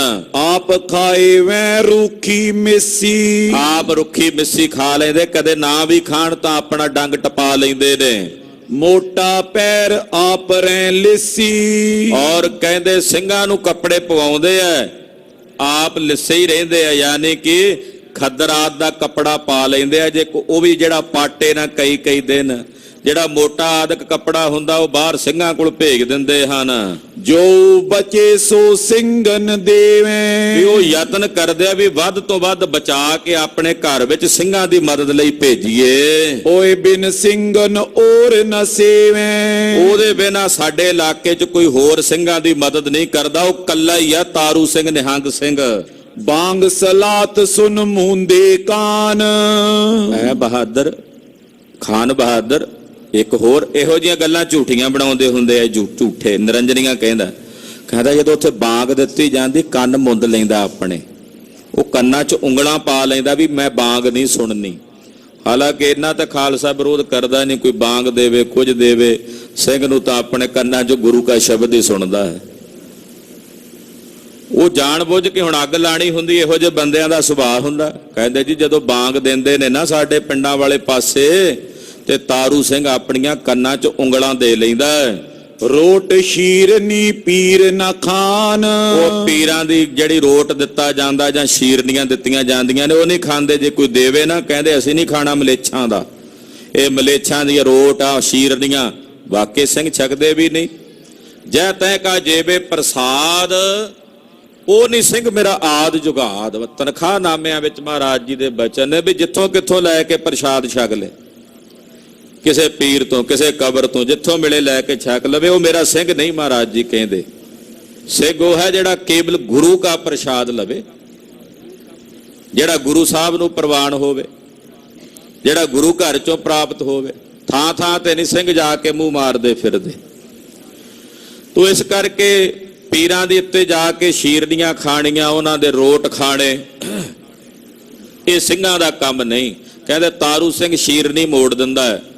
ਜੇ ਕਿਸੇ ਪੀਰ ਦਾ ਰੋਟ ਲੈ ਕੇ ਉਹਦੇ ਕੋਲ ਜਾਈਏ ਤੇ ਕਹਿੰਦਾ ਅਸੀਂ ਨਹੀਂ ਖਾਣਾ, ਏਦਾਂ ਉਹ ਨਾ ਕਰ ਦਿੰਦਾ, ਇੰਨਾ ਕੱਟੜ ਹੈ। ਸ਼ਬਦ ਚੌਂਕੀ ਗੁਰ ਆਪਣੇ ਕੀ ਕਰੇ। ਉਹ ਆਪਣੇ ਗੁਰੂ ਦੀ ਕੋਈ ਸ਼ਬਦ ਚੌਂਕੀ ਆ ਉਹੀ ਕਰਦੇ ਹਨ। ਸੋ ਮਰਨੇ ਤੇ ਨੈਕ ਨਾ ਡਰੇ। ਉਹ ਮਰਨ ਤੋਂ ਡਰਦਾ ਹੀ ਨਹੀਂ, ਉਹਦੇ ਅੰਦਰ ਤਾਂ ਖੌਫ ਹੀ ਨਹੀਂ ਹੈ ਮੌਤ ਦਾ। ਗੰਗਾ ਜਮਨਾ ਨਿਕਟ ਨ ਜਾਵੇ। ਨਾ ਉਹ ਕਿਸੇ ਗੰਗਾ ਜਮਨਾ ਤੇ ਜਾਂਦੇ ਨੇ। ਹਿੰਦੂਆਂ ਵਾਲਾ ਕੰਮ ਵੀ ਕੋਈ ਨਹੀਂ ਵੀ ਗੰਗਾ ਜਮਨਾ ਦੇ ਜਾਣਾ ਨੇੜੇ। ਉਹ ਕਹਿੰਦੇ ਗੰਗਾ ਜਮਨਾ ਦੇ ਨੇੜੇ ਨਹੀਂ ਜਾਂਦੇ, ਉੱਥੇ ਤੀਰਥਾਂ ਤੇ ਨਹੀਂ ਨਹਾਉਂਦੇ। ਆਪਣੇ ਗੁਰ ਕੀ ਛਪੜੀ ਨਾਵੇ। ਗੁਰੂ ਘਰਾਂ ਦੇ ਸਰੋਵਰਾਂ ਨੂੰ ਛੱਪੜੀ ਦੱਸਦਾ ਜੰਡਿਆਲੇ ਵਾਲਾ ਪਾਪੀ। ਕਹਿੰਦਾ ਜਿਹੜੇ ਉਹਨਾਂ ਦੇ ਗੁਰੂ ਘਰਾਂ ਵਿੱਚ ਛੱਪੜੀਆਂ, ਉਹ ਸਰੋਵਰਾਂ ਨੂੰ ਛੱਪੜੀ ਦੱਸਦਾ। ਕਹਿੰਦਾ ਉਹਨਾਂ ਵਿੱਚ ਹੀ ਜਾ ਕੇ ਨਹਾਉਂਦੇ ਆ ਤੇ ਕਹਿੰਦੇ ਸਾਡੇ ਲਈ ਇਹੀ ਤੀਰਥ ਹੈ, ਕਿਸੇ ਹੋਰ ਗੰਗਾ ਜਮਨਾ ਤੇ ਜਾ ਕੇ ਨਹੀਂ ਨਹਾਉਂਦੇ। ਦੋਹਰਾ ਰਾਤ ਤੁਰੇ ਦਿਨ ਬਹਿ ਰਹੇ, ਤੁਰਕਨ ਆਂਖ ਬਚਾਏ। ਕਹਿੰਦੇ ਰਾਤ ਨੂੰ ਤੁਰਦਾ ਜਦੋਂ ਕਿਤੇ ਜਾਂਦਾ ਤੇ ਦਿਨੇ ਸਾਰਾ ਦਿਨ ਬੈਠਾ ਉੱਥੇ ਆਪਣੇ ਘਰ ਲੰਗਰ ਚਲਾਉਂਦਾ। ਸਿਰ ਪਰ ਪੰਡ ਉਠਾਏ ਕੈ ਸਿੰਘਨ ਪਰ ਪਹੁੰਚਾਏ। ਆਪਣੇ ਸਿਰ ਤੇ ਸਾਰਾ ਦਿਨ ਰੋਟੀਆਂ ਪਕਾਉਂਦੇ ਆ, ਰਾਤ ਨੂੰ ਪੰਡ ਬੰਨ ਕੇ ਸਿਰ ਤੇ ਰੱਖ ਕੇ ਹਨੇਰੇ ਦੇ ਵਿੱਚ ਨਿਕਲਦਾ ਤੁਰਕਾਂ ਤੋਂ ਅੱਖ ਬਚਾ ਕੇ ਸਿੰਘਾਂ ਕੋਲ। ਇੱਕ ਤਾਂ ਉਹ ਹੈ। ਦੂਜਾ ਇਹ ਦੋਖੀ ਸੀ ਭਾਈ ਮਤਾਬ ਸਿੰਘ ਮੀਰਾਂ ਕੋਟੀਏ ਦਾ, ਉਹਦਾ ਨਾਮ ਵੀ ਲੈ ਰਿਹਾ ਹੈ। ਭਾਈ ਸਾਹਿਬ ਭਾਈ ਤਾਰੂ ਸਿੰਘ ਹੋਣਾ ਨੂੰ ਗ੍ਰਿਫਤਾਰ ਕਰਕੇ ਬੁਲਾਇਆ ਜਾ ਰਿਹਾ ਹੈ। ਉਹ ਕਥਾ ਆਪ ਦੀ ਅਗਲਿਆਂ ਪ੍ਰਸੰਗਾਂ 'ਚ ਸਰਵਣ ਕਰੋਗੇ। ਗੁਰੂ ਕੇ ਬਹਾਦਰਾਂ ਦਾ, ਯੋਧਿਆਂ ਦਾ, ਸਿੰਘਾਂ ਦਾ ਇਤਿਹਾਸ ਵਰਣਨ ਕਰਦਿਆਂ ਹੋਈਆਂ ਭੁੱਲਾਂ ਚੁੱਕਾਂ ਦੀ ਖੇਮਾ। ਸਾਧ ਸੰਗਤ ਜੀ ਬੇਨਤੀ ਹੈ ਕਿ 9ਵੇਂ ਪਾਤਸ਼ਾਹ ਧੰਨ ਗੁਰੂ ਤੇਗ ਬਹਾਦਰ ਸਾਹਿਬ ਜੀ ਦੇ 400 ਸਾਲਾ ਪ੍ਰਕਾਸ਼ ਗੁਰਪੁਰਬ ਨੂੰ ਸਮਰਪਿਤ 9 ਦਿਨਾਂ ਦੇ ਸਮਾਗਮ ਹੋਣਗੇ ਗੁਰਦੁਆਰਾ ਸ੍ਰੀ ਦੁੱਖ ਨਿਵਾਰਨ ਸਾਹਿਬ ਵਿਖੇ। ਬਾਹਰ ਜੋ ਅਮਰ ਸੰਚਾਰ ਹਾਲ ਹੈ, ਰੋਜ਼ਾਨਾ ਰਾਤ ਨੂੰ ਅੱਜ 30 ਤਰੀਕ ਤੋਂ ਲੈ ਕੇ 7 ਤਰੀਕ ਤੱਕ 9 ਦਿਨ 8 ਤੋਂ 9 ਵਜੇ ਤੱਕ ਸੰਗਤੀ ਰੂਪ ਚ ਜਪਜੀ ਸਾਹਿਬ ਦੇ ਪਾਠ, ਚੌਪਈ ਸਾਹਿਬ ਦੇ ਪਾਠ ਹੋਣਗੇ ਔਰ ਰੋਜ਼ਾਨਾ ਜਪਜੀ ਸਾਹਿਬ ਦੀ ਕਥਾ ਹੋਇਆ ਕਰੇਗੀ। ਇਸ ਸਥਾਨ ਦੇ ਹੈਡ ਗ੍ਰੰਥੀ ਸਾਹਿਬ ਗਿਆਨੀ ਪ੍ਰਣਾਮ ਸਿੰਘ ਜੀ ਆਪ ਜੀ ਨੂੰ ਗੁਰਬਾਣੀ ਦੀ ਕਥਾ, ਜਪਜੀ ਸਾਹਿਬ ਦੀ ਕਥਾ ਸਰਵਣ ਕਰਾਇਆ ਕਰਨਗੇ। ਰੋਜ਼ਾਨਾ 8 ਤੋਂ 9 ਵਜੇ ਤੱਕ ਗੁਰਦੁਆਰਾ ਸ੍ਰੀ ਦੁੱਖ ਨਿਵਾਰਨ ਸਾਹਿਬ ਅਮਰ ਸੰਚਾਰ ਹਾਲ ਵਿੱਚ ਹਾਜ਼ਰੀਆਂ ਭਰ ਕੇ ਗੁਰੂ ਦਾ ਸਰਵਣ ਕਰਕੇ ਗੁਰੂ ਦੀਆਂ ਖੁਸ਼ੀਆਂ ਪ੍ਰਾਪਤ ਕਰੋ ਜੀ। ਵਾਹਿਗੁਰੂ ਵਾਹਿਗੁਰੂ ਵਾਹਿਗੁਰੂ ਵਾਹਿਗੁਰੂ ਵਾਹਿਗੁਰੂ ਵਾਹਿਗੁਰੂ ਵਾਹਿਗੁਰੂ ਵਾਹਿਗੁਰੂ ਵਾਹਿਗੁਰੂ ਵਾਹਿਗੁਰੂ ਵਾਹਿਗੁਰੂ ਵਾਹਿਗੁਰੂ ਵਾਹਿਗੁਰੂ ਵਾਹਿਗੁਰੂ ਵਾਹਿਗੁਰੂ ਵਾਹਿਗੁਰੂ ਵਾਹਿਗੁਰੂ ਹੈ ਅਚੁੱਤ ਹੈ ਪਾਰ ਬ੍ਰਹਮ ਅਬਨਾਸੀ ਅਗਨਾਸ ਪੂਰਨ ਹੈ ਸਰਬ ਮੈਂ ਦੁਖ ਭੰਜਨ ਗੁਣਤਾਸ ਸੰਗੀ ਹੈ ਨਿਰੰਕਾਰ ਏ ਨਿਰਗੁਣ ਸਭ ਟੇਕ ਹੈ ਗੋਬਿੰਦ ਹੈ ਗੁਣ ਨਿਧਾਨ ਜਾਂ ਕੇ ਸਦਾ ਬਬੇਕ ਹੈ ਅਪਰੰਪਰ ਹਰ ਹਰੇ ਐ ਪੀਓ ਅਣਹਾਰੇ ਸੰਤਹ ਕੈ ਸਦਾ ਸੰਗ ਧਾਰਾ ਆਧਾਰ ਠਾਕੁਰ ਹੋ ਦਾਸਰੋ ਮੈਂ ਨਿਰਗੁਣ ਗੁਣ ਨਹੀਂ ਕੋਈ ਨਾਨਕ ਦੀਜੈ ਨਾਮ ਦਾਨ ਰਾਖੋ ਹੀ ਐ ਪਰੋਏ ਆਏ ਪ੍ਰਭ ਸ਼ਰਣਾਗਤੀ ਕਿਰਪਾ ਨਿਧ ਦਿਆਲ ਏਕ ਅਖਰ ਹਰ ਮਨ ਬਸਤ ਨਾਨਕ ਓਤ ਨਿਆਲ ਵਾਹਿਗੁਰੂ ਨਾਮ ਜਹਾਜ ਹੈ ਜੜੇ ਸੋਤਰੇ ਪਾਰ ਜੋ ਸ਼ਰਦਾ ਕਰ ਸੇਵੰਦੇ ਗੁਰ ਪਾਰਿ ਉਤਾਰ ਨਿਆਰ ਵਾਹਿਗੁਰੂ ਨਾਮ ਜਹਾਜ ਹੈ ਜੜੇ ਸੋਤਰੇ ਪਾਰ ਜੋ ਸ਼ਰਦਾ ਕਰ ਸੇਵੰਦੇ ਗੁਰ ਪਾਰਿ ਉਤਾਰ ਨਿਆਰ ਵਾਹਿਗੁਰੂ ਜੀ ਕਾ ਖਾਲਸਾ ਵਾਹਿਗੁਰੂ ਜੀ ਕੀ ਫਤਿਹ।